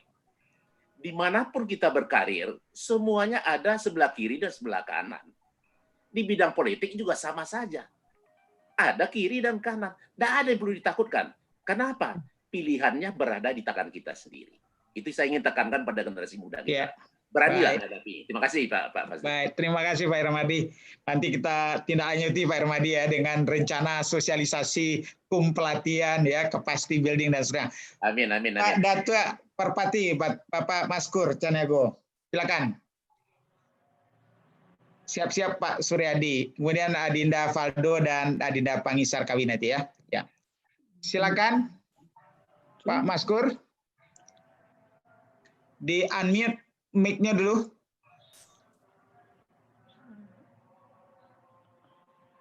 Dipencet yang tanda mic itu, Pak. Sana, di sini sudah.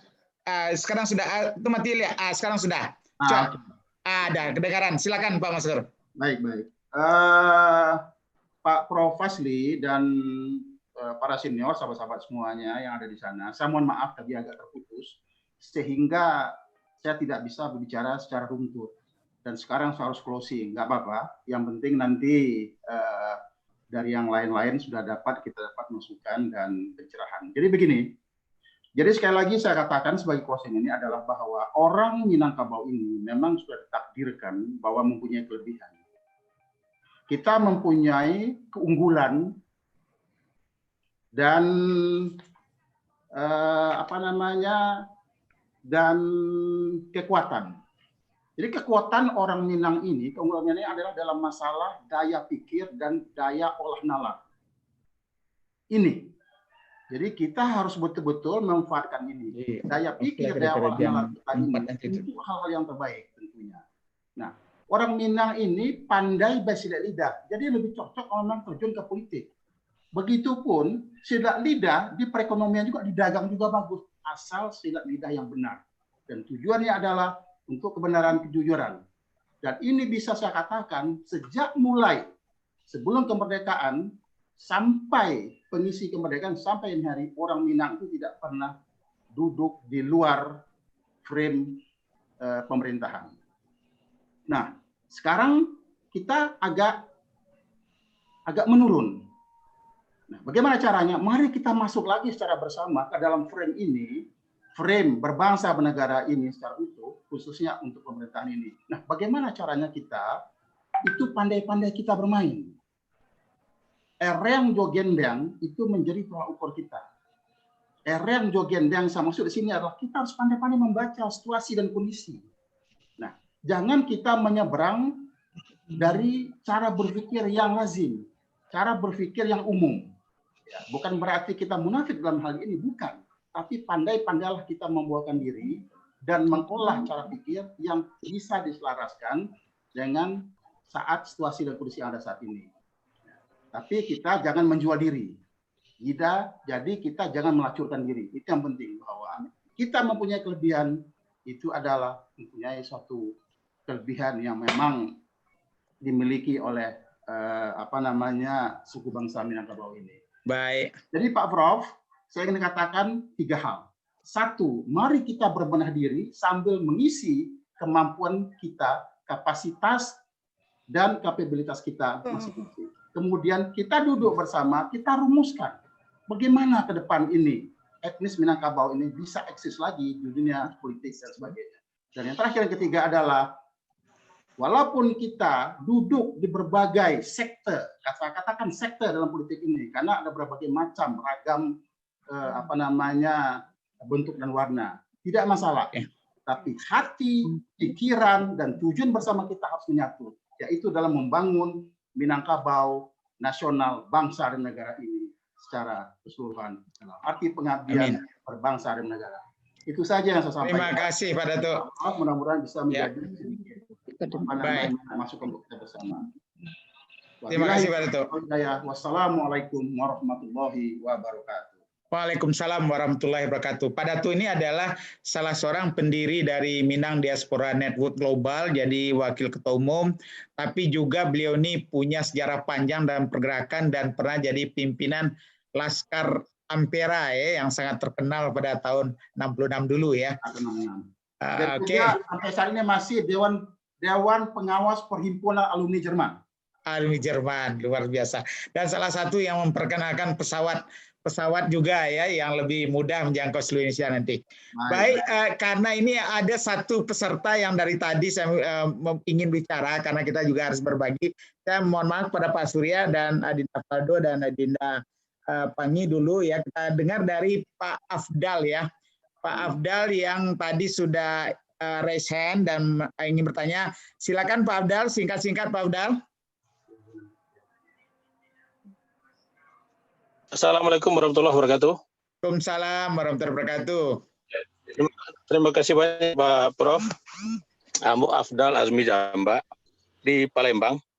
Alhamdulillah. Salah satu pengurus perantau Minang Badan Musyawarah Keluarga Minang di Sumatera Selatan. Jadi bicara politik, politisi Minang zaman dulu kemarin dan sekarang yang akan datang, sesungguhnya kita harus back to basic. Back to basic, ya ketika zaman pergerakan perjuangan Bung Hatta memberikan teladan sebagai tokoh yang tidak memperkaya diri, sementara di era sekarang rata-rata para politisi memupuk kekayaan yang luar biasa. Sah atau tidaknya saya tidak paham betul, tapi yang jelas kalau kita mau meniru yang lama ini harus diubah.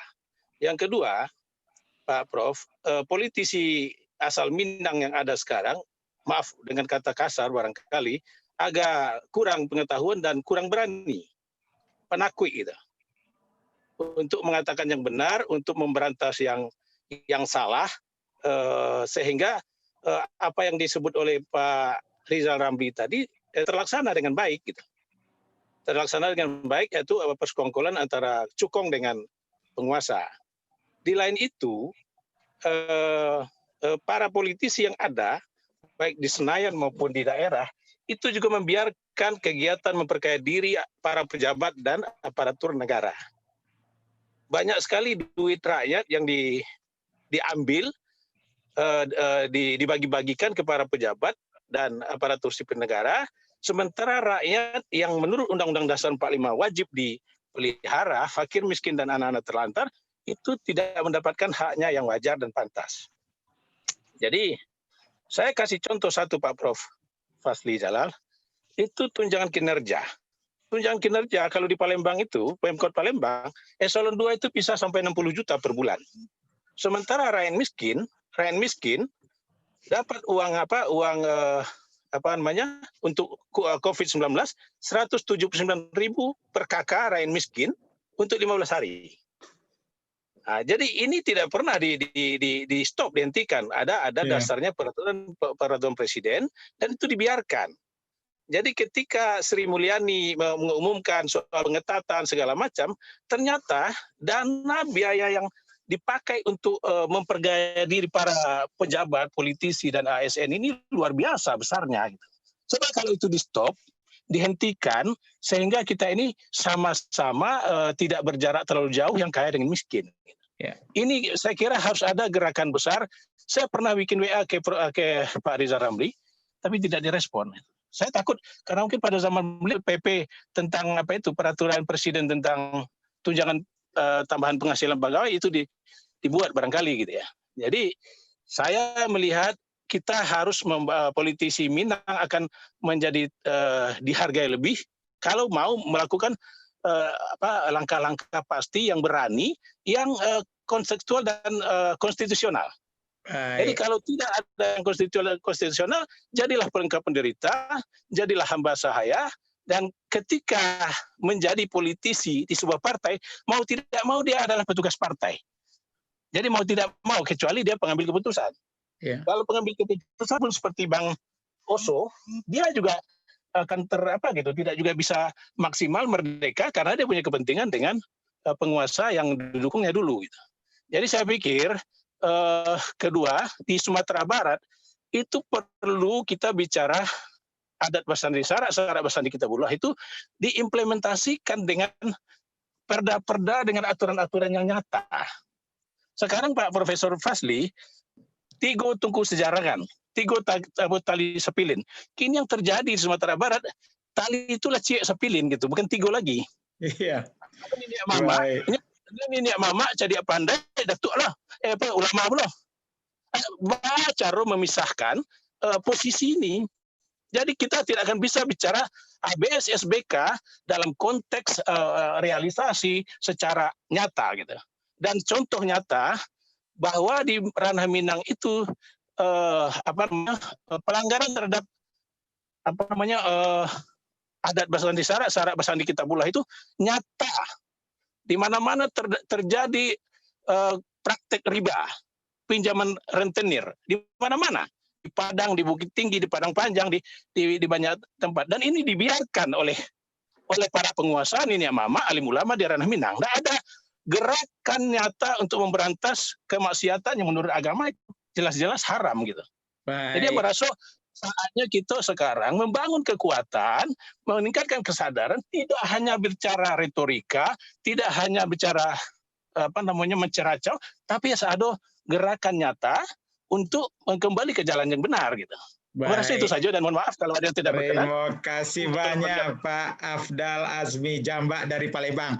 Kita lanjut pada Pak Surya, siap-siap nanti Pak Faldo dan kemudian dengan Pak Pangi, dan kemudian kita minta terakhir Bang Fahmi, dan ditutup dengan paparan pembungkus juga dari beberapa tinjauan oleh Buya Mas'ud dan doa terakhir dari beliau. Kami persilakan Pak Suryadi. Terima kasih Pak Fazli. Ya, jadi saya hanya menggarisbawahi apa yang dikatakan oleh Uda Ismet tadi, juga oleh Uda Afdal yang barusan, dan juga Pak Rizal dan kawan-kawan sekalian. Bahwa ini adalah kalau saya sudah 20 tahun tinggal di Belanda ini, sebuah negeri kecil yang menjajah Indonesia 350 tahun lamanya. Dan negeri ini orang Belanda dengan bangga bilang bahwa negerinya bukan dibuat oleh Tuhan, tapi oleh mereka sendiri. Tapi betul bahwa hampir tidak ada ruang di Belanda ini yang tidak diatur. Dan diatur dalam rangka untuk menyejahterakan masyarakatnya. Masyarakat siapa saja yang tinggal di Belanda, asing atau native, allochton atau autochton, untuk kebersamaan. Saya sebenarnya tinggal di Belanda ini dengan rasa maskul, Pak Fazli, dengan rasa sedih. Karena jauh di khatulistiwa sana ada sebuah cebisan surga yang batang perancis saja bisa dicampakni duit, tetapi mengapa begitu?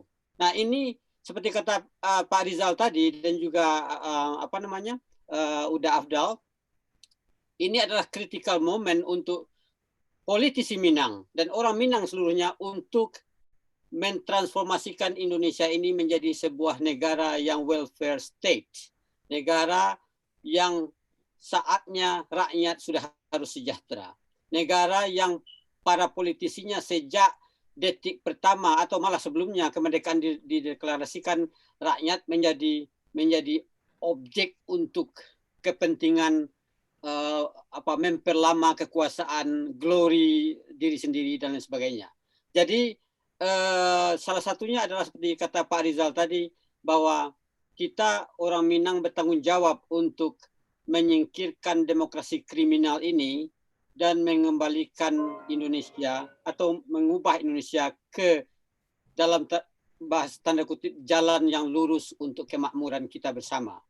Di mana pada suatu saat nanti kita akan melihat satu teluk saja di Padang sana atau di Maluku sana bisa menghidupi, bisa dijadikan tempat membudidayakan kerang dan sebagainya untuk menyejahterakan bangsa kita ini. Jadi ini, dan saya kira tanpa orang Minang kita akan anyut serantau, anyut se-Indonesia.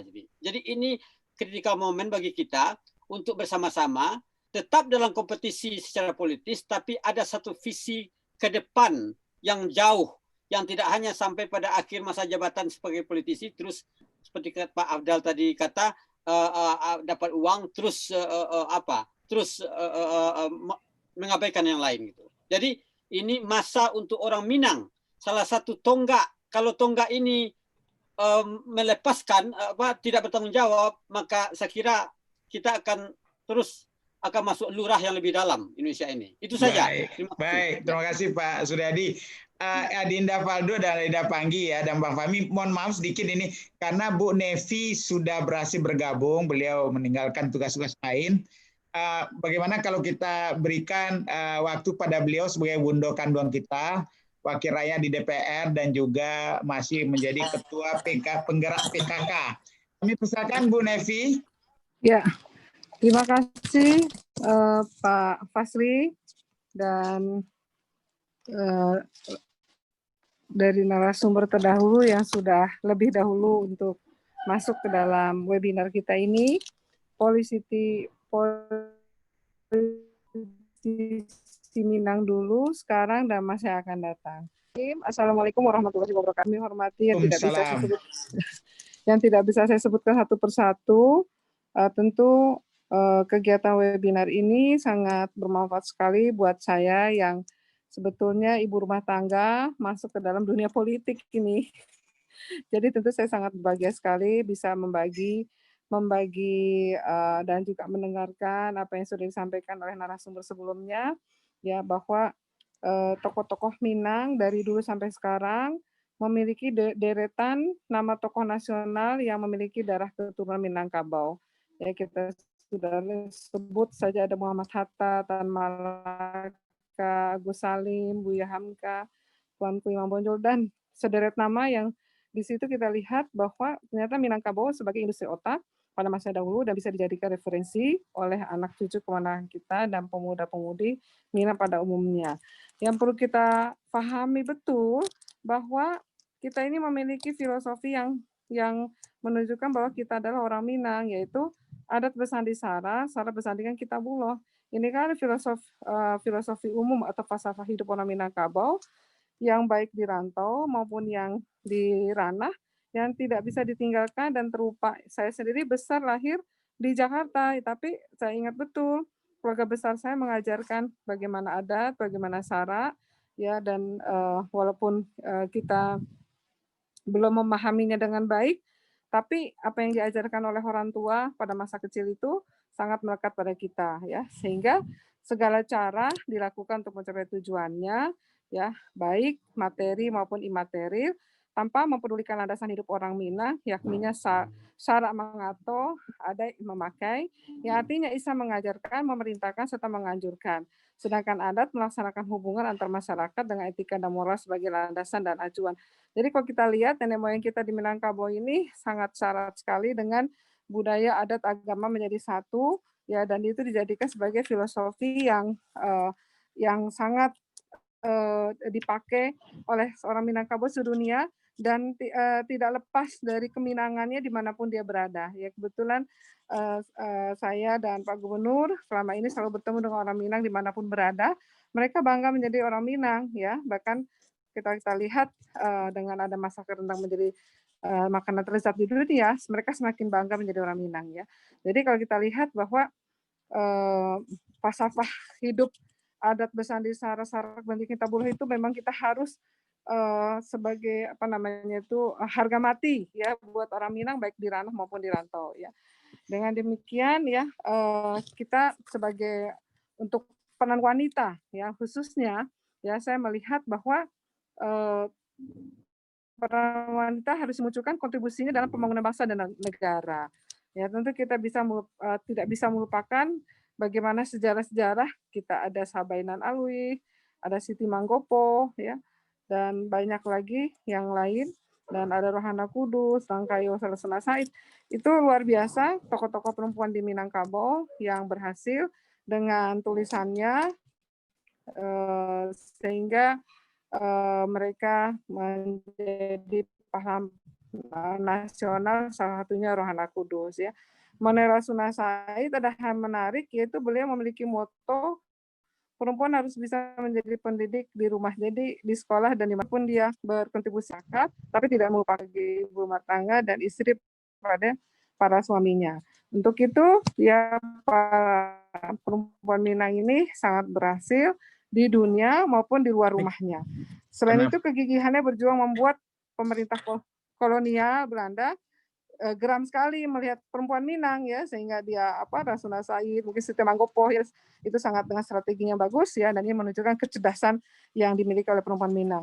Sehingga saya melihat bahwa ternyata perempuan Minang ini terlibat, ya, dalam kepemimpinan, ya, dalam pewarisan kepemimpinan sejak zaman dahulunya, tidak hanya sekarang saja. Jadi tentu sangat apresiasi kepada ibu-ibu perempuan Minang, baik di ranah modern Bu Emma Yohana yang sudah berapa kali menjadi anggota parlemen, ada Ibu Fahira Hidris, ya, saya angkat jempol semua, dan ini semua adalah perempuan Minang. Saya berpikir perempuan Minang ini sangat sempurna sekali, ya, pandai mengurus rumahnya dan juga pandai mengurus masyarakatnya. Mungkin itu saja Pak Fasli yang bisa saya sampaikan. Terima kasih. Wassalamualaikum warahmatullahi wabarakatuh. Waalaikumsalam warahmatullahi wabarakatuh. Terima kasih Bu Nevi. Kita lanjut kepada Pak Valdo Maldini. Kami persilakan. Nanti sebelum Bang Fahmi, ada satu Bang Fahmi dari Mesir, Bunda Kandungan kita, Ibu Eli Wati Mardi. Kita minta 2 menit, 2-3 menit. Kami silakan dulu Adinda Valdo. Ya, Prof. Assalamualaikum warahmatullahi wabarakatuh. Terima kasih, Prof. Kesempatannya, Bang Fahmi, Pak Jul Suryadi, yang saya baru tahu wajahnya karena selama ini melihat di WA saja. Bunda Nevi, Bunda Emma Yohana, dan semuanya, Bapak-Bapak, Ibu-Ibu, Dauni yang mungkin tidak bisa saya sampaikan satu persatu. Sekali lagi terima kasih banyak yang bisa kami sampaikan atas ilmu-ilmu yang diberikan. Kami saat ini sedang meniti karir di politik, meniti perjalanan di politik. Bisa jadi hari ini mungkin membuat Bapak Ibu tidak sepakat dengan cara yang kami tempuh. Mungkin bingung kok Faldo ke sana, bingung kok Faldo ke sini. Tapi percayalah Bapak Ibu, Uda Uni dan Sanak Sadonyo, Faldo Maldini yang Bapak Ibu Uda Uni kenal tidak akan pernah berubah. Yang selalu seperti ini, bahagia, gembira, berusaha untuk membuat orang tertawa, dan insya Allah saya akan terus berusaha sebaik dan semampu kami untuk mencapai cita-cita kita bersama, yaitu politik untuk semua. Saya hanya ingat dan ingin mengutip satu quote dari salah satu tokoh idola. Mungkin saya pribadi, tapi bisa jadi ada beberapa dari orang Minang yang juga mengidolakannya, yaitu Bung Sultan Syahrir. Beliau berkata begini, hidup yang tidak pernah dipertaruhkan, tidak akan pernah dimenangkan. Saya mohon izin bertaruh, semoga menang. Terima kasih. Assalamualaikum warahmatullahi wabarakatuh. Waalaikumsalam warahmatullahi wabarakatuh. Terima kasih Adinda. Baik, kita minta Bu Eli sebelum nanti Pak Pangi dan baru Bang Fahmi ya. Silakan Bu Eli, pendek-pendek Bu Eli. Dari beliau ini dari Jeddah, Mesir ya. Bisa connect Bu Eli? Ya, di unmute dulu Bu Eli, unmute mic-nya. Oke. Ya, silakan. Assalamualaikum warahmatullahi wabarakatuh. Waalaikumsalam warahmatullahi wabarakatuh. Pertama terima kasih Pak Fasli dikasih kesempatan untuk ikut sharing di sini, dan maaf baru bisa bergabung lagi. Sangat menarik topiknya hari ini dan juga sangat urgen sekali dengan kondisi kita sekarang ini. Tadi saya ada mengajukan pertanyaan sebenarnya kepada Pak Rizal Ramli, mungkin juga kepada narasumber lainnya tentang kondisi bangsa sekarang ini. Saya melihat kerusakan sudah di semua lini kehidupan, dan itu kerusakan itu nampaknya nggak bisa di stop gitu ya. Oposisi boleh dibilang tidak berfungsi sama sekali karena oposisinya nggak punya kekuatan. Nah, kita ingin bertanya nih tokoh-tokoh di luar oposisi apa yang bisa mereka lakukan untuk bisa menyetop kerusakan ini. Kemudian Sumatera Barat punya adat Basandi Sarak, Sarak Basandi Kitabullah. Kenapa kampus-kampus tidak membuat kajian tentang demokrasi ala adat Basandi Sarak, Sarak Basandi Kitabullah? Nah, mungkin dengan mengidentifikasi segala permasalahan pelaksanaan demokrasi di negara kita, kemudian disandarkan kepada adat Basandi Sarak tersebut, akan lahir sebuah demokrasi yang sesuai dengan masyarakat Indonesia yang mayoritas Muslim, dan akan bisa dijadikan contoh oleh negara-negara Muslim lainnya, terutama di Timur Tengah ini, di mana Indonesia itu sangat toleran dan bisa memahami agama sesuai dengan konteks kekinian, tidak dibayangi oleh kekuasaan kerajaan, kekeluargaan seperti itu. Jadi harapannya Pak Fasli ada kajian-kajian tentang demokrasi di Indonesia, kemudian Sumatera Barat bisa melahirkan sebuah tawaran solusi untuk demokrasi ke depannya. Itu aja Pak Fasli. Terima kasih banyak. Terima kasih Bu Dr. Eli ya. Beliau ini pejuang pendidikan di Jeddah ya, yang kita dukung terus nanti. Baik, Dinda Pangi, silakan sebelum Bang Fahmi. Ya, halo. Ya, Prof. silakan. Makasih Prof. Saya ingin mengatakan mungkin menariknya di sini. Pernah saya bertemu banyak anak-anak muda milenial hari ini. Mereka mengatakan ya orang Minang itu hobi manggaleh gitu, dagang. Jadi bagi mereka itu bukan intelektual, tapi ada di branding atau di image otak mereka itu, di benak mereka itu adalah pedagang. Jadi, nah ini mungkin juga menjadi tantangan bagi kita. Apakah memang orang Minang ini memang kekuatannya di dagang, atau memang sebetulnya mereka tidak menyadari bahwa kontribusi hampir ya separuh dari saham Republik ini adalah pendirinya, kontribusinya jelas clear orang Minang gitu. Nah ini yang menurut kita harus diluruskan. Saya terus bercerita ke orang-orang generasi milenial, bukan begitu. Anda harus tahu nama ini, akhirnya oh hebat juga orang Minang ya. Jadi generasi milenial itu tidak seenteng yang kita lihat, dia melihat kondisi hari ini gitu. Nah itu yang pertama. Yang kedua adalah memang orang-orang hebat, politisi-politisi hebat yang saya lihat ya, itu memang ada mentornya. Mungkin kita di situ kelemahan kita, mungkin yang tua-tua ada sense of politiknya untuk membantu generasi milenial anak muda untuk dimentori. Misalnya Kak Paldo hal ini jadi politisi, tentu dia harus punya mentor yang mampu membuat dia piawai dan mahir berselancar dalam dunia politik gitu. Kita tahu Haji Agus Salim saja yang beliau sangat dalam pikiran-pikirannya, narasinya sangat kuat bacaannya, pikiran-pikirannya itu luar biasa. Dia pun masih punya mentor, yaitu setahu saya boleh dikoreksi, yaitu Syekh Khatib Al-Minangkabawi. Dan itu seorang yang namanya Haji Agus Salim, yang beliau tadi punya karakter. Salah satu karakter dari 7 itu saya bilang adalah pemimpin yang hidup miskin gitu. Pemimpin yang mau hidup miskin tadi. Itu selain dia adalah humoris intelektual. Nah kalau Haji Agus Salim humoris intelektual yang menarik, tadi ada saya cerita, dia tidak mau ikut-ikutan, tidak mau banyak ikut-ikutan orang. Misalnya ketika dia makan siang atau makan malam waktu itu setahu saya dia bilang, kenapa Anda masih makan pakai tangan? Ini kan bukan budaya yang baik gitu. Dia dengan enteng bilang, dengan logika rasional beliau, ya tangan saya ini saya cuci, saya bersihkan, dan sementara sendok yang Anda pakai itu sudah berapa kali masuk ke mulut orang? Apakah itu steril? Dan sudah berapa kali sendok itu dijilat oleh orang? Begitunya dia soal konteks makan saja yang dikritik orang, dia bisa balas dengan cara logika yang common sense gitu. Jadi dia nggak marah juga. Nah itu artinya dia humoris juga, dia intelektual gitu. Jadi bagaimana beliau diserang, didongkret lah soal itu. Nah saya pikir ini pesan yang tidak mau menjadi politisi ikut-ikutan, tapi politisi yang apalagi saya lihat politisi Minang juga banyak yang hari ini mengkoreksi, mengontrol jalannya pemerintahan, termasuk abang kita, Bang Riza Ramli, Bang Pak Lizon, dan seterusnya. Beliau hadir untuk oposisi, untuk mengingatkan, mengkoreksi jalannya trayek pemerintahan kita supaya tidak keluar jalur gitu. Jadi ini terakhir adalah soal fitur demokrasi kita. Memang ini tantangan kalau demokrasi kita berbasis intelektual, berbasis pikiran dan narasi, bukan berbasis modal atau kapital demokrasi. Mungkin memang akan lebih banyak lagi politisi Minang masuk ke pos-pos pemerintahan menjadi politisi gitu. Karena ya itu tadi yang saya pikir menarik.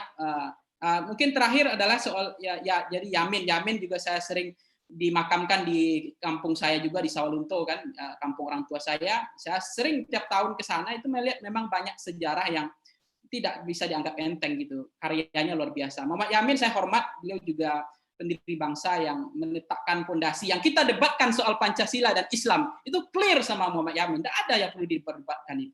Nah, itu yang kemudian dipancing-pancing oleh kelompok-kelompok yang ingin membuat masyarakat terbelah, terpecahnya Indonesia, nasionalisme Islam dibenturkan dengan Pancasila.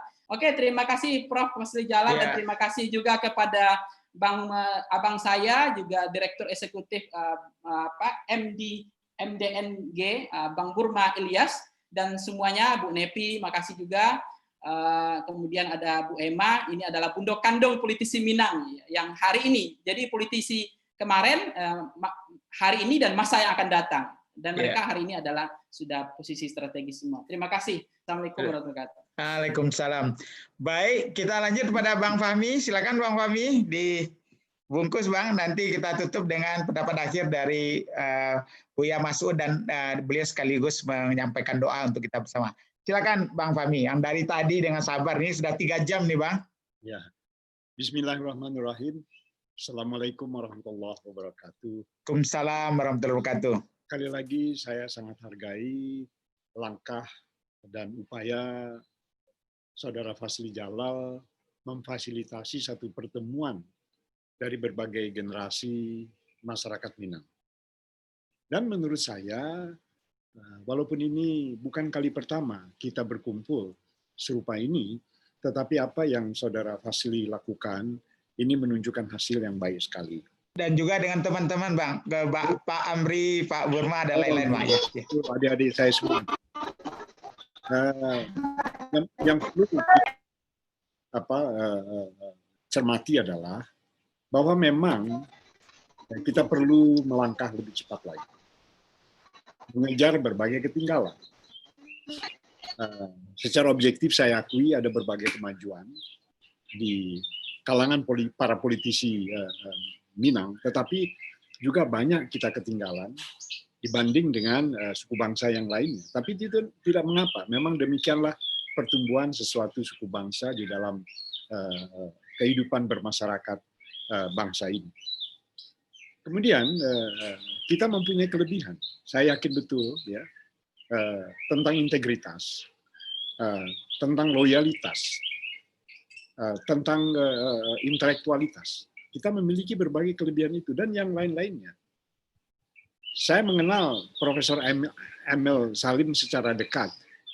Integritas beliau, intelektualitas beliau itu tidak diragukan lagi. Tokoh seperti itu harus menjadi panutan anak-anak muda. Saudara Rizal, dengan keberaniannya, pengetahuannya, memberikan kritik-kritik yang tajam. Dan dia tidak merasa takut apa-apa, dan sebagainya. Walaupun saya tahu, dia ditawarkan masuk di dalam kabinet, tetapi nampaknya dia menolak. Itu sesuatu yang menurut saya patut kita hargai, integritas. Kemudian, Saudara Fasli memberi kesempatan kepada yang muda, itu adalah suatu proses regenerasi, suatu proses kaderisasi. Berilah kesempatan kepada yang muda. Maka saya berbangga ketika saya ikuti pemilihan gubernur di Sumatera Barat. Ada yang senior, seperti Saudara Mulyadi, Saudara Mahyeldi, tetapi di sisi yang lain, banyak anak-anak muda, seperti Valdo, anak muda, dan sebagainya. Ini merupakan satu perpaduan yang menarik sekali di masa yang akan datang, di mana yang senior dan yang junior bahu-membahu berpikir tentang bagaimana membangun masyarakat Minang. Minang ini bukan untuk Minang. Minang ini untuk dunia. Paling kurang Minang ini untuk bangsa. Jadi sekali lagi Saudara Fasli, terus lakukanlah pendekatan-pendekatan serupa ini agar betul-betul terwujud Minang bagi dunia. Paling kurang Minang bagi bangsa Indonesia. Wassalamualaikum warahmatullahi wabarakatuh. Waalaikumsalam, insya Allah Bang Fahmi. Baik, kita lanjut pada Buya Masud Abidin. Ya, ini pilar kita yang mengarang buku yang besar sangat fenomenal, buku tebal, banyak sekali kedalamannya, yaitu buku Tigo Tali Sapilin. Kepada yang belum baca, silakan dibaca. Silakan Buya Masud.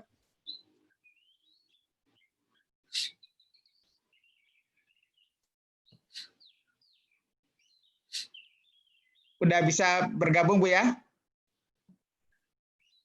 Di-unmute dulu, Bu ya.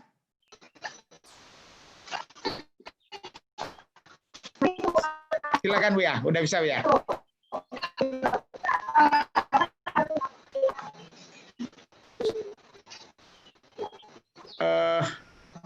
Mungkin, Bu ya, silakan, Bu ya.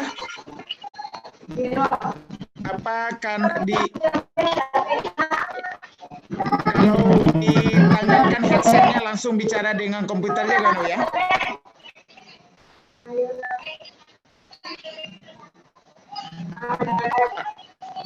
Halo, Bu ya? Kedengaran, Bu ya?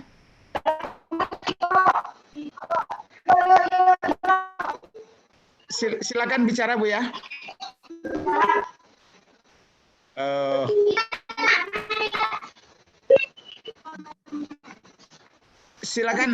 Silakan bicara, Bu ya.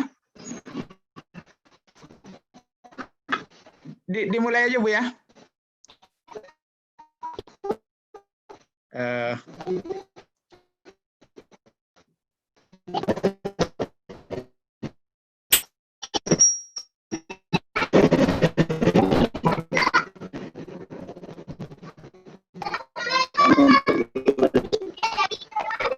Jadi baik.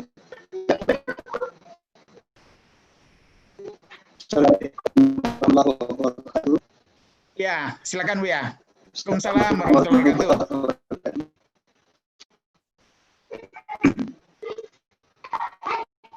Alhamdulillah. Barangkali kita sekarang mesti bersyukur. Buya, mic-nya dakekkan saya Buya. Assalamualaikum Buya. Buya, dakekkan mic-nya sedikit kamu Buya. Nggak kedengaran. Jangan melihatkan latihan yang ada.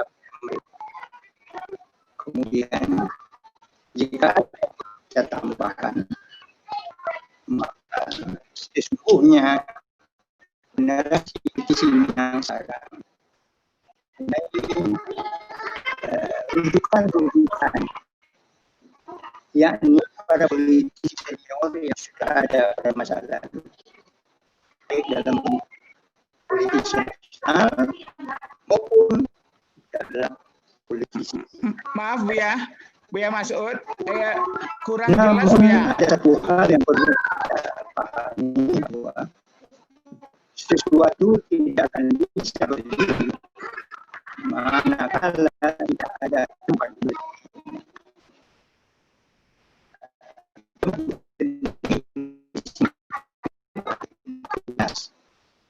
Kualitas ada dan juga kebenaran.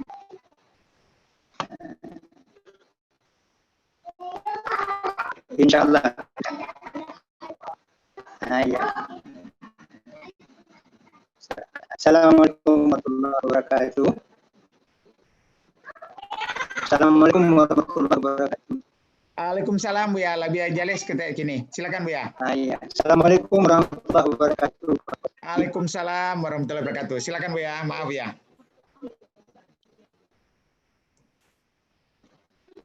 Silakan Buya. Assalamualaikum warahmatullahi wabarakatuh.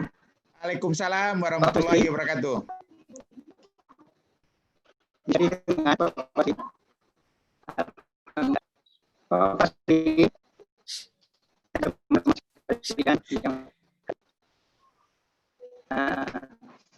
Assalamualaikum warahmatullahi wabarakatuh. Waalaikumsalam warahmatullahi wabarakatuh Buya. Warahmatullahi wabarakatuh. Iya, silakan Buya. Assalamualaikum warahmatullahi wabarakatuh. Waalaikumsalam warahmatullahi wabarakatuh. Ada Buya, mungkin volume komputer Buya mungkin ketek sekali. Bisa kedengaran Buya, silakan Buya. Assalamualaikum warahmatullahi wabarakatuh. Alhamdulillah. Ya. Ya sudah. Alhamdulillah kini kita wajib bersyukur telah ambil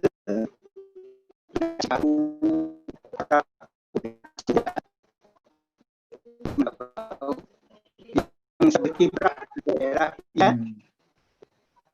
Coba ya pakai headset itu. Ya, bisa.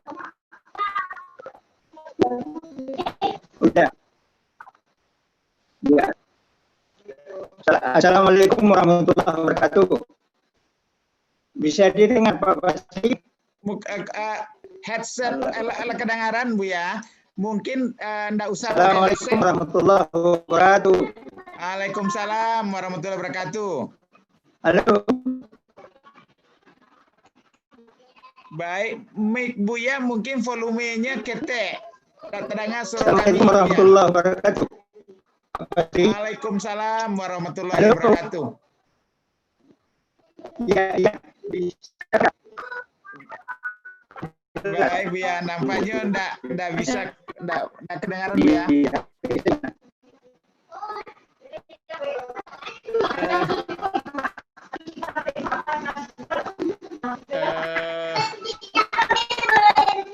Jadi baiklah Buya, kita hapus saja Buya, kita ya maaf.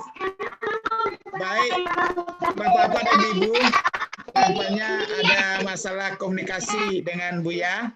tapi beliau sudah menyampaikan lah syukur acara ini. Assalamualaikum warahmatullahi wabarakatuh, Pak Basri. Waalaikumsalam warahmatullahi wabarakatuh. Silakan Bu ya. Halo.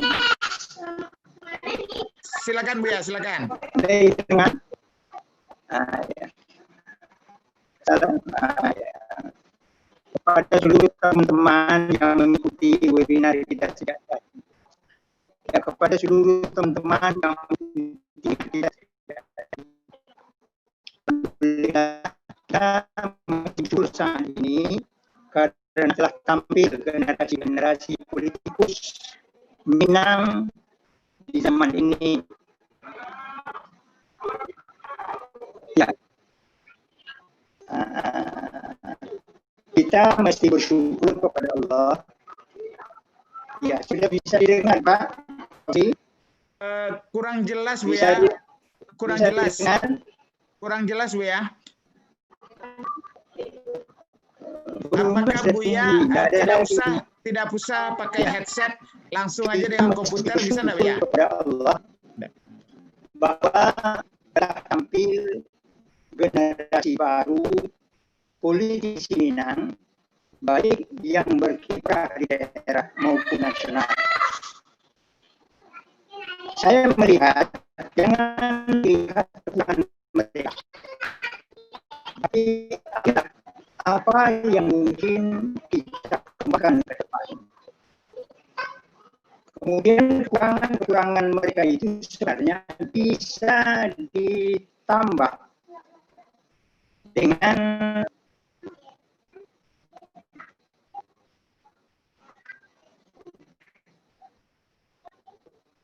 ya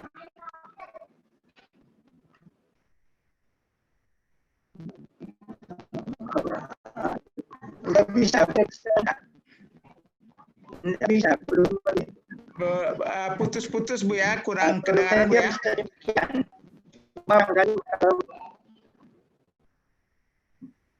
Baik Bu ya. Nah, nampaknya kurang beruntung kita nih. Baik Bapak-bapak dan Ibu yang saya hormati semua, berhubung karena waktu sudah melewati, kita udah 3 jam ini melakukan dialog, tapi menurut saya sangat bernas dan kita diperkaya oleh pendapat para narasumber. Mudah-mudahan video ini bisa dilihat kembali oleh yang lain-lain dan bisa di-share juga oleh teman-teman nanti kepada teman-teman kita yang lain membutuhkan, karena kaya sekali dengan insight ya, kaya sekali dengan pengalaman dan juga visi masa depannya sangat jelas. Atas nama panitia, kami ucapkan terima kasih banyak kepada semua narasumber yang telah menyediakan waktu berharga mereka untuk kita semua, dan kepada para pengunjung ya yang sudah hadir bersama kita. Maaf tidak semua bisa kita akomodir, dan juga kepada teman-teman tadi yang sudah menyampaikan beberapa pendapat. Mudah-mudahan ini bukan yang pertama kita akan mengikuti brainstorming ini baru curah pendapat. Nanti kita akan coba membuat langkah-langkah konkret, termasuk yang ditawarkan oleh Pak Profesor Firdaus Abdullah dan juga dari Pak Isbet dari Australia juga sudah hampir sama visinya dengan Pak Firdaus Abdullah, bagaimana menjaga jangan sampai generasi muda Minang pudar. Karena itu mereka menyiapkan kurikulum yang membawa anak-anak muda dari berbagai negara nanti pulang ke Sumatera Barat, menikmati Sumatera Barat dengan segala keindahan, tapi belajar juga tentang sejarah, bahasa, dan juga mendapatkan kebanggaan baru sebagai orang Minang yang lahir di berbagai belahan dunia.